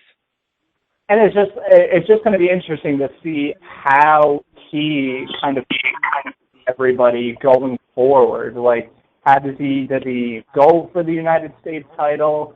Does he get pushed up to the WWE World Heavyweight title scene? I think that's the most realistic one at this point, even though it's the one that we all want to see. But it's going to be very interesting to see. And it's also really weird. I feel like the past couple months, Randy Orton has kind of been, like, lost in the shuffle. And that's something we really haven't seen from Orton in his career so far. He's a guy who's, right now, he's just there. And I don't know about disagree 100%. Orton's been lost in the shuffle plenty of times before. I mean, look at Legacy. Yeah, and, I'm forgetting that he exists. Yeah, you see with Orton, I see another rematch with Sheamus at SummerSlam, which I think the briefcase is going to be on the line, too. You know what's funny? I was on Facebook, and I saw some guy post his prediction of what the card is. He's giving me 11 matches for SummerSlam. One would be the pre-show King Barrett against a mystery opponent. 2 would be his card he put it was the Arrow against Stardust.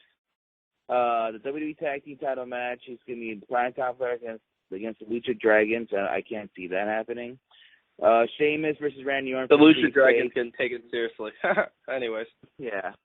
Yeah, Rusev versus Dolph Ziggler. It's not a mixed tag. It's just Rusev versus Dolph Ziggler. Fatal 4-way for the Intercontinental Championship. Ryback against Big Show, Miz, and Neville. Neville can take it seriously. Next joke.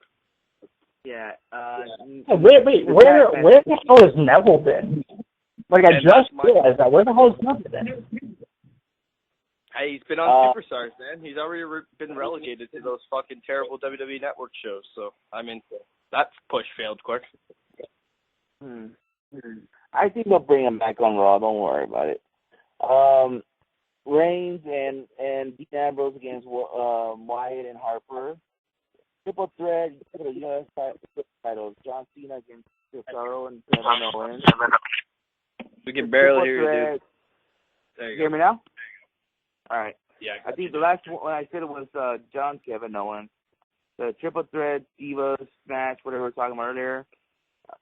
Undertaker and Brock Lesnar, and for the WWE World Championship, Seth Rollins versus Triple H. I got a new nickname for Adrian Neville. The man creative forgot. I like it.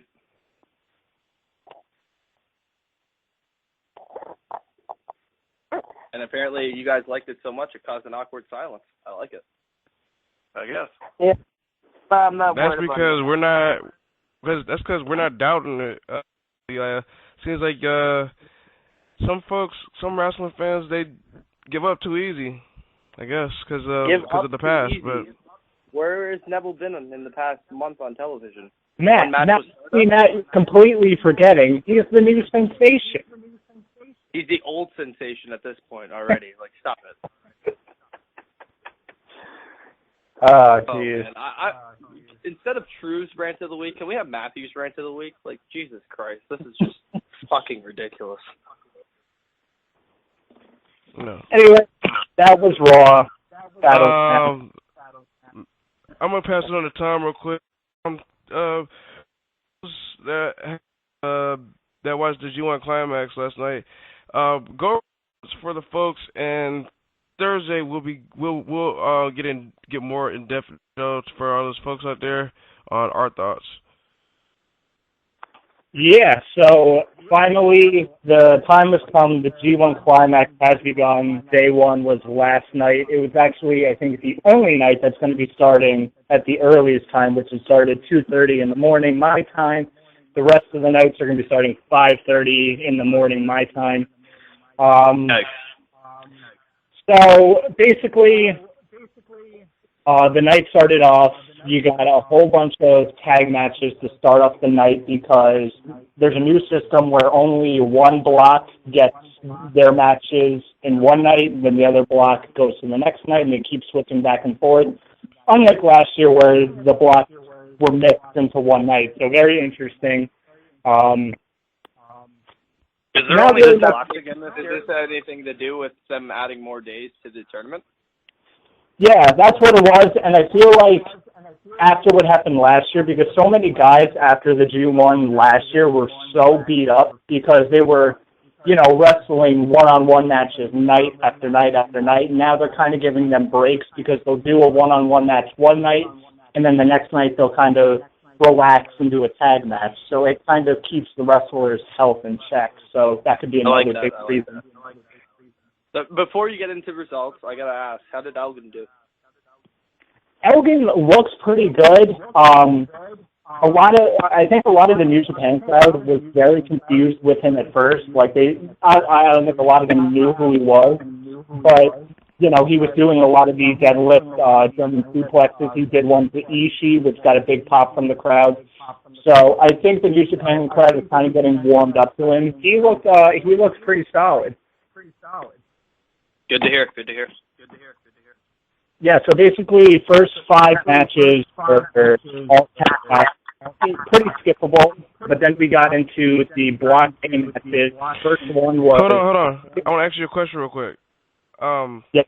Jay White and David Finlay, you see those two possibly being a tag team for the juniors? Maybe. I don't know. I feel like New Japan sees Jay White as kind of a big singles guy. He's been really impressive. David Finlay's been all right. That's why he actually took the pin from Yuji Nagata in the opening 8-man tag match. I don't know. If they're going to put a tag team together, I could see them putting a couple of the young boys, Yohei Komatsu and Shota Naka together as a tag team and kind of adding them in. I don't know about David Finlay and Jay White. It's a possibility, but I feel like New Japan really wants to push Jay White as the singles guy. And give credit to Scotty O'Shea where it's due for wrestling with myself right here on the Elite Podcast Network. But Michael Elgin looking like a chubby John Silver. I got to throw that in there before we get into the results. He kind of did, but he did good, and we'll see how he does because he's going to be wrestling on day 2 against Okada. So, and I'll get into that once I'm done with this. So, first block A match, Hiroshi Tenzan taking on Doc Gallows. Pretty skippable match. I have nothing against Doc Gallows, but he does not have a lot compared to a lot of the New Japan guys, and a lot of his weaknesses really show in one-on-one matches as opposed to when he's teaming up with Carl Anderson. So this one was all right. Tenzan picked up the victory, so he already has 2 points going forward. Next match, Cody Nakate. Why didn't they bring Cole over instead of bringing in Cole over instead of putting in Gallows or something like that? That's just the fan in me. I don't know, but Tenzan fucking retired. Go ahead, Tom. But anyway, going forward, next match was Togi Makabe taking on Toru Yano. Very comedy-style match with Yano going in there. That's what you're going to see with a lot of his matches, is a lot of comedy. It was pretty funny. Makabe got the win. So he picked up 2 points. Next match was Tetsuya Naito taking on Bad Luck Fale, which was better than I maybe thought it was going to be. Not a lot of expectations with Bad Luck Fale going in there, but it's just more of Tetsuya Naito becoming more of a heel in New Japan. So great stuff from him. Did you see the meme of Bad Luck Fale as Big Smoke from GTA San Andreas? Anybody? Yeah, I saw it. So good. But anyway, going on, last 2 matches. These are the matches that everybody was looking forward to. This is the reason why people need to check out day 1 of the G1 Climax. First, we had AJ Styles taking on Katsuyori Shibata. fucking great match. These two went and tore the house down. Very technical match. Lots of great spots. Shibata was kicking the shit out of AJ, but AJ was bringing it right back. Great stuff from these two, so recommend everyone checking that out. AJ Styles got the victory with the Styles Clash, so make sure you guys check out that match. But match of the night, main event, everybody was hyped up for this when it got announced. Hiroshi Tanahashi taking on Kota Ibushi. Great fucking match here. So many high spots. The last few minutes of this match were great. Kota Ibushi looked like a star. And I thought he was actually in this, but she ended up winning it. But still a great match. So that is basically day one. You can skip a lot of the tag matches, but if you want, check out the last two matches. And then day two is going to be Thursday, and the block matches for Block B is going to be Tomohiro Ishii taking on Satoshi Kojima, Hiroki Goto against Yukihiro Takahashi, Yuji Nagata and Tomoaki Honma, Okada and Elgin, and Nakamura and Carl Anderson. Speaking of the Tanahashi-Ibushi match, I watched it earlier today. I thought it was great. But one thing I wanted to ask you, Tom, is do you think it was better, because I've heard people say this, that it was better than the match that Ibushi had with Nakamura from Wrestle Kingdom 9? No, it was the Nakamura-Ibushi match was something really special. First of all, I think the Ibushi-Nakamura match went longer. There was a lot more story that was being told there. A lot more high spots. Like I said, the Tanahashi-Ibushi match was great, but it wasn't up to that level. And speaking of New Japan, how about this one? Jay and Kushida on the G1 finals. It's going to be next month, so I'm looking forward to Ricochet and Kushida IWGP Junior title. That shit's going to be insane. Yeah, and you know what's crazy? Ricochet's already killing it right now. Yeah, and it's crazy because, obviously the G1 Climax is very, very well known, and a lot of people are looking forward to it. But on the same night as day one, Dragon Gate had their biggest show of the year, which is Kobe World, and I checked that out today, and holy shit. I may put this at one of my show of the year candidates. This was fucking great. If you guys can somehow find a way to find this, you'll have to watch it. You'll be entertained. I don't think there was really one bad match on this card.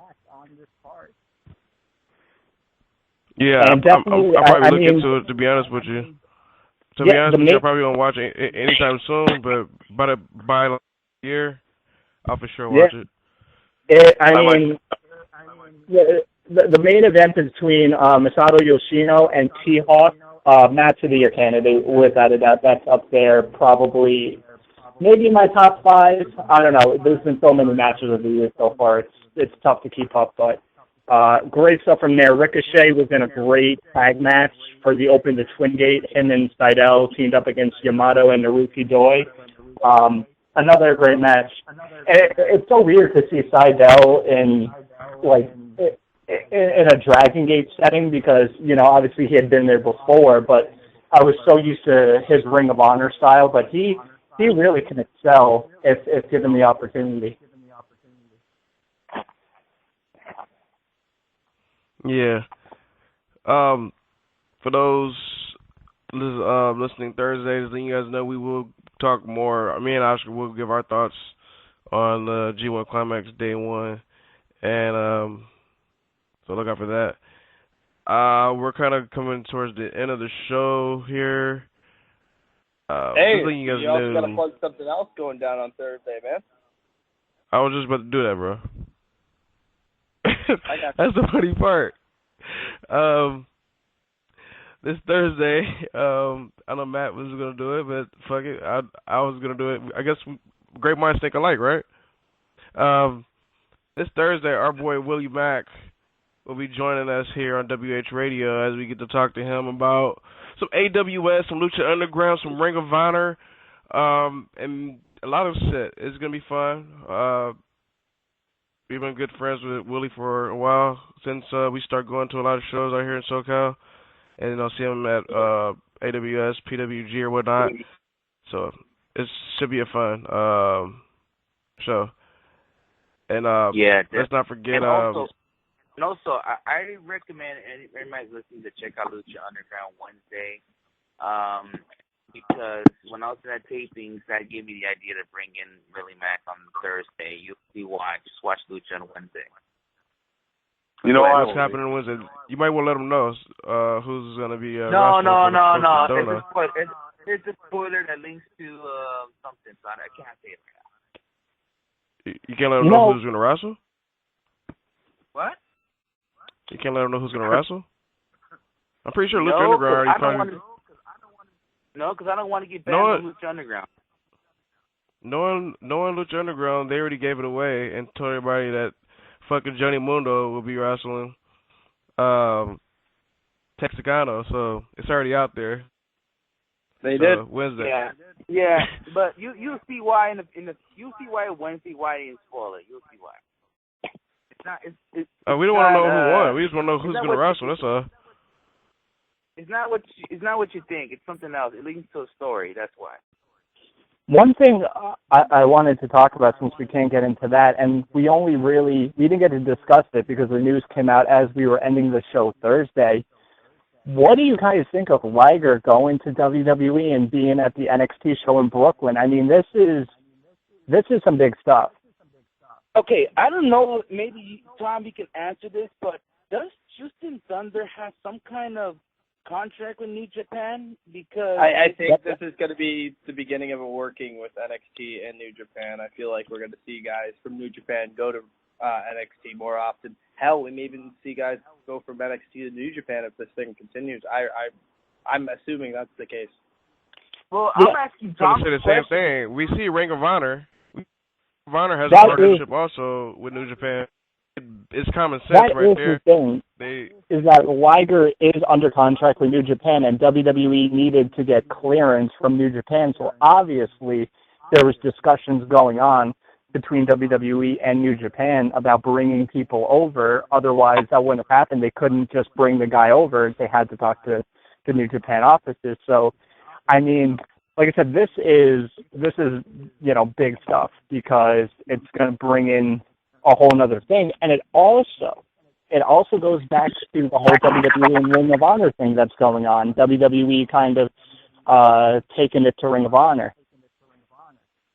Yeah, I definitely. One more thing I wanted to throw out there quickly. I don't know if you guys seen the Ring of Honor results from this past weekend, but Kyle O'Reilly tapping out the champ Jay Lethal.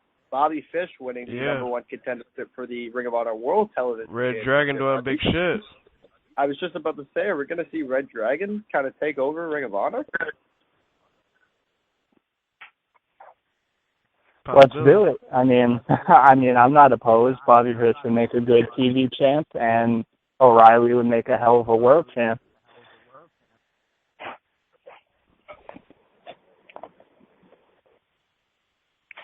Hey.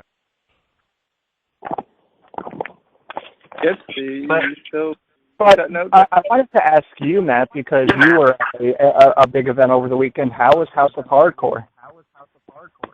Hot as fuck. For you Canadians, for you Americans, I'm Canadian, so it's 52 degrees Celsius. For you Americans, that's about 130 degrees inside the Ted Reeve Arena this past weekend. There was no AC. Well, get ready for August. Yeah, Cedar, California, get ready. Oh, don't worry. I'm talking about inside the fucking Don't worry. I've heard the fucking story. American Legion. Don't you worry. But it was fucking hot as hell in there. Getting to the matches though, I think everything was fantastic. Bobby Roode showing up was great. Austin Aries showing up was great. Havoc showing up was great. The matches were great. The only complaint I have about the House of Hardcore event this past weekend was the organizing of the seating, of certain things they should have kind of dealt with before the event. But Oh, no, I think they did a fantastic job. They broke Ted Reeve Arena's attendance record. They broke their own attendance record as well for House of Hardcore, the promotion. So I think it's no doubt that we'll definitely see House of Hardcore back in Toronto really soon. That's really interesting because that indicates that House of Hardcore drew more than Ring of Honor. That is 100% correct. And I can tell you with seeing the people in that arena, they definitely drew more than Ring of Honor. I think there was about 1,500 people in that building. It was pretty insane. I'm actually surprised that House of Hardcore has not come back on the West Coast because last year's skit, if you remember, when we went out there was a good crowd out there. But in the end, they chanted, "Please come back, please come back," and they still haven't come back on the West Coast. So I'm wondering if they're ever going to come back, even though they gave us a shit card, but the crowd was there and they're into the show, and then they chanted, "Please come back." So that's a thought we should be thinking. Will they ever come back to the West Coast? One of the things with Tommy, and he said this on our show, was if there's a lot of things running in the area, like if WWE is going to run the area, if Ring of Honor is going to run the area, etc., he's going to stay away from those areas. So I think that's something he's doing right now, is trying to go to other areas that don't really get enough attention that they get. And I think Toronto was one of those places. As much as we get Ring of Honor and whatnot, we don't get WWE shows. We don't get TNA shows like you guys do. So I feel like that's that's one we of don't the get things. TNA shows. Well, I mean, like the United States. I mean, would you want a TNA show? Really? I wouldn't be opposed to I it. I'm not gonna lie. I would go if it was around the area. I mean, it's just supporting. First wrestling TNA in show general. I went to was Bound for Glory. What year is that? 2000 what? 13. 13? Yeah, I thought that's what it was.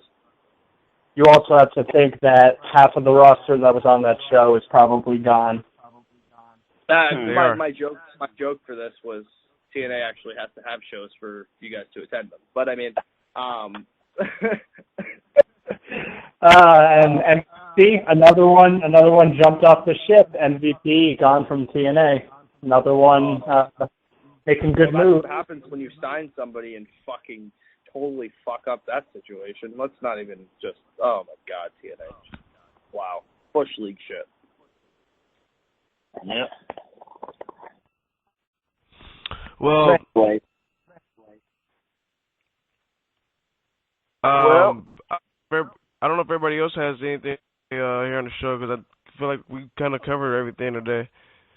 I got 2 words for everybody. Suck it. I thought it was eat it or something. For like a female, no, that's Oh wow. That's an insider there, people. Somebody's sister that we know.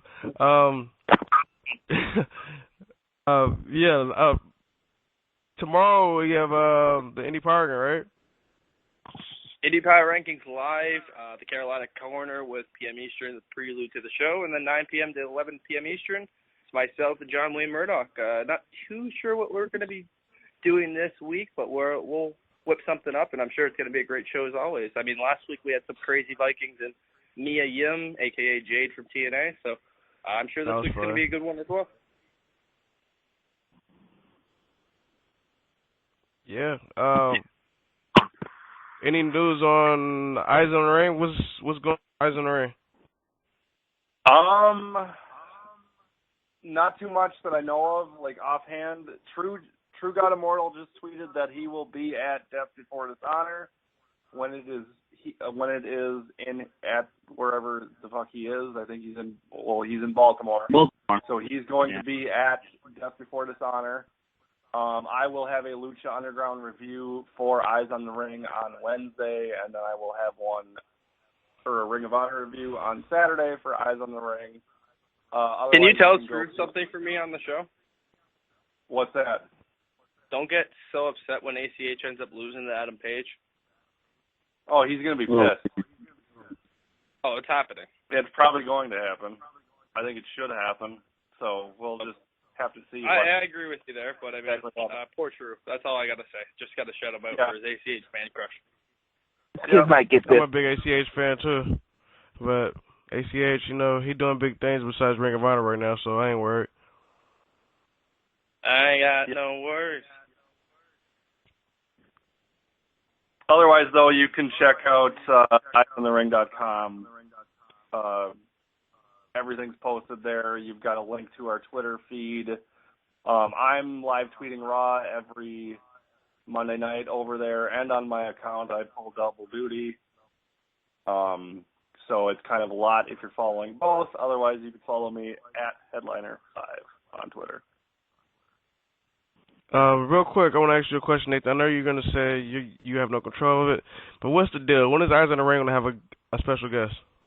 I am so happy you brought that up. I was literally going to do the same thing. I don't mean to shit on you guys either, but that's something that's going to happen, dude.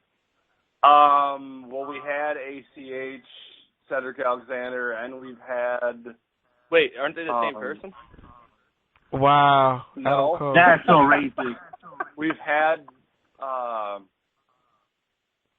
Donovan Dijak. True really wants to get Dalton Castle on the show. I don't know if that's Don't we all? possible. I agree. So we all have no selling bastard. But I'm not the one to talk about for that. You'd have to talk to True God because he's putting the heat on True. You hear that, folks? Lights all the shit up. All right, Nate. Matt, you didn't put your Twitter out there and shit. What's going on, bro? Yeah, I can do so. Just before that, youtube.com/Weekly Wrestling Podcast. Jeff Jarrett, Tommy Dreamer interviews from last week that I've heard a lot of good things about, so recommend checking those bad boys out.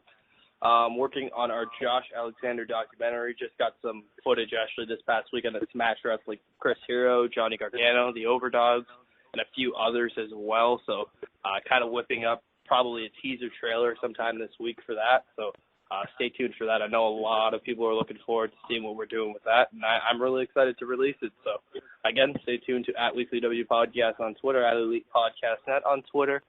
ProWrestlingTees.com/WWP/WrestlingHead/IndiePower. Support the Elite Podcast Network directly. That's pretty much all I've got here. It's going to be a few weeks off here for us at the Weekly Wrestling Podcast until the August month kind of heats up. We got Fringe Pro Wrestling on August 8th, C4 Wrestling on August 14th, Death Proof Wrestling on August 15th, Lucha Tio and Smash Wrestling on August the 23rd, and obviously the big one, Bola Weekend at the end of August. So that's our schedule coming up. Besides that, just hit us up at Weekly W Podcast if you want us at your show, and that's pretty much it for me. Go ahead, gentlemen. All right. Before I get my plug, I want to say that I want to make a little announcement. On August the 9th, Sunday, 3 p.m. Eastern Pacific, had permission from the wrestling guy that he could let me Periscope the Q&A with Kristen Joseph from Lucha Underground, a.k.a. Big Dick Johnson. I know there's some of you out there want to know what's up with Lucha. Is there going to be a second season? Is what's the future of it, Lucha? So if you guys want to know, you follow us at Periscope, and you will find out why. So if you can't attend the Wrestling Guy store, then follow us on Periscope, and I will record the whole entire Q&A. He's basically one of the heads of Lucha Underground, so he'll know what's up with the future and all that. So if you want to know what's So up do you already Lucha, know what's up with the future, and you just can't sorry? say it, or do you already Okay, know what's up with the future? This motherfucker's kayfabing everybody. Hold on, what? This motherfucker's kayfabing everybody. You know what's going on. You're just keeping it under wraps. I know you. Come on. Well, I'm talking about the second season. Will there be a second season? And will he announce it that day? Who knows? So. Oh, okay. And dude, you're totally overdoing this Periscope gimmick, by the way. You're gonna kill it off way too quickly. Just throwing that out there. Oh yeah, you're gonna be watching our Periscope for when we were at PWG this Friday night. Yeah, no, he can Periscope on the he can Periscope on Signature 632. If he wants to overdo it. Hey, Skits, all I know is Oscar is just going to comment on my Periscopes and talk shit. So, I mean, that's what he does. Yeah. I mean, I saw you have some hardcore Saturday night. Don't you worry. I paid attention to those comments, you fucker. Well, luckily, Skits, I wasn't on Periscope when Skits was, like, walking around the fucking downtown LA. I was like, Skits, we were there last night? What the fuck? You know? I would probably say some stupid shit like that. But anyways, you can follow Mr.632 on Twitter, Instagram, Periscope. Go to WrestlingHeads.com. Check out that website. Follow Wrestling Heads on Periscope as well. Go ahead, Tom. Yes, you can follow me on Twitter at @2tweetme. I'm going to try my hardest to live tweet every day of the G1 Climax. So make sure you're on the lookout for that. That's going to be tough, but I will try my damnedest to... Good luck dying, Tom. Listen, 19 days of live tweeting at 5:30 in the morning might be tough. Might miss some days. Your schedule's gonna be fucked. I'm not going to sleep for the next month, but that's okay. It's all for the name of wrestling. So make sure you follow me on there. Make sure you guys are following everybody on the Elite Podcast Network, because if you're not, you're missing out on the best wrestling coverage around. So make sure you're following everybody on the Elite Podcast Net at Elite Podcast Net on Twitter. Make sure you guys are checking out smartmarkvideo.com, highspots.com, Smash Wrestling on Demand, AIW Archives, tons of stuff going around. And yeah, we're going to be at a lot of shows for the next couple months. Hold on. Get about progress, man, damn it. The fucking progress, Oh, my too. God, Skits. Good God. And New Japan World, damn it. Yeah, I mean... I wasn't done. You didn't let me finish. NJPWWorld.com. At about $8 a month, there is an English translation at the bottom of the screen. It's going to be in Japanese, but you go to the bottom of the screen, click the language button, and go to English. It's going to be very easy to navigate, so you shouldn't have a problem with that. Welcome $8 a month, well freaking worth Welcome it. to the Better than equivalent WWE Network. Welcome to the equivalent of Tom, or I should say, welcome to the equivalent of Michael Cole explaining the WWE app details on WWE TV with Tom here on Wrestling Heads Radio. So many people on Twitter that are like, well, I want to get New Japan World, but it's in Japanese. I don't know how to read Japanese. It is English. But anyway, you can... Fucking common sense, people. But I can't wait because you guys are announcing all your shows and all that.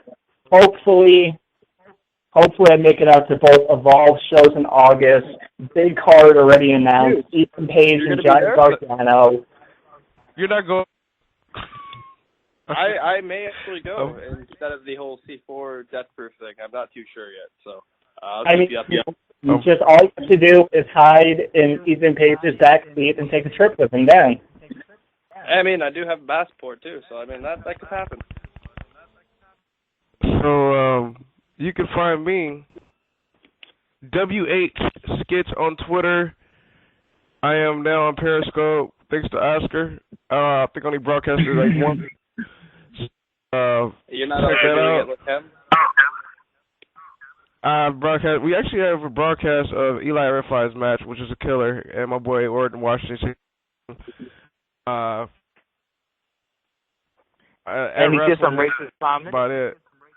Well, since we're putting over the Periscope gimmick, you can check out our Periscope at WW Podcast as well, and you can check out some hardcore coverage from this past weekend. I guess since we're putting over this gimmick.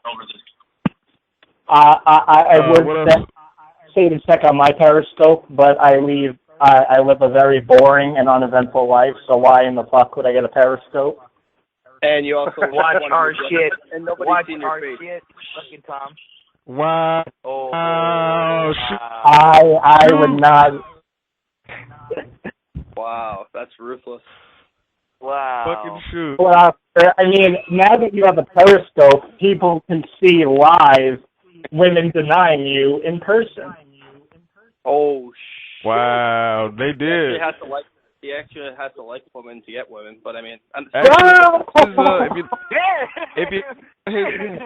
if you look on one of Oscar's Periscope, but he's young, so.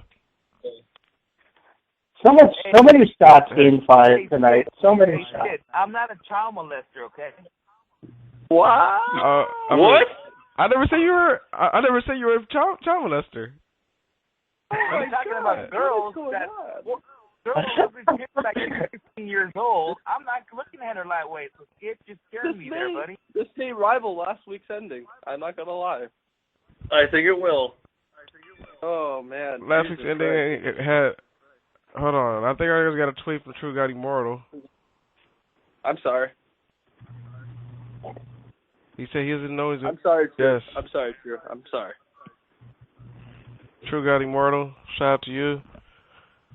But he said I'm at WH Sketch on Twitter and Wrestling Heads. That's basically the Twitters that I use. And Oscar gave out the website and shit. ProWrestlingTees.com/WrestlingHeads, Facebook.com/WrestlingHeads, and that is basically all the plugs that I have for tonight. He is the man with the plugs, and not the net. So wait, I have one more question about Periscope. For all you Periscope users, Matt, Oscar, Skips, are you guys going to Periscope any hot tub review? Oh my no. God. No. Shoot! You guys got this, though. August 27th. August 27th. I promise you, right now, it will be Weekly Wrestling Podcast first hot tub review. Shout out to my boy Deshaun. Oh, shucky, ducky, quack, quack. Yes. Is Shucky Ducky Ducky? Hold on. Is Shucky Ducky Ducky gonna be in the hot tub with you though? Of course. It wouldn't be a hot tub without Shucky Ducky. Breaking news, guys. Bram has just re-signed a new multi-year contract with Impact Wrestling. Who? You know what's funny? Blam! You know what's funny? I have a friend who was on Periscope. She was at the Ring of Honor show, and she was sitting like 2 feet from Deshaun Toussaint.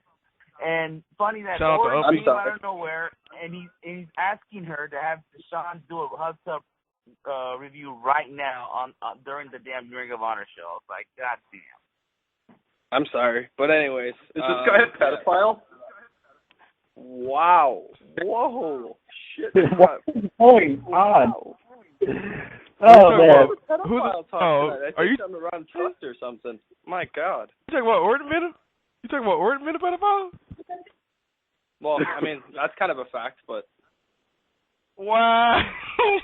I didn't say it. How far is listening to this? Oh my God! Don't stop believing! What is going on right now? Why are we taking so many shots? Hey, I'm not taking shots. Matthew. We got one question for everybody. Question for everybody before we end the show. Is he going to rack him? Oh my God. Matthew hashtag shoot face. Wow. Shoot fest. Grant. Wait a minute, Skits, I didn't hear that right. Could you say it again? Is he going to rack him?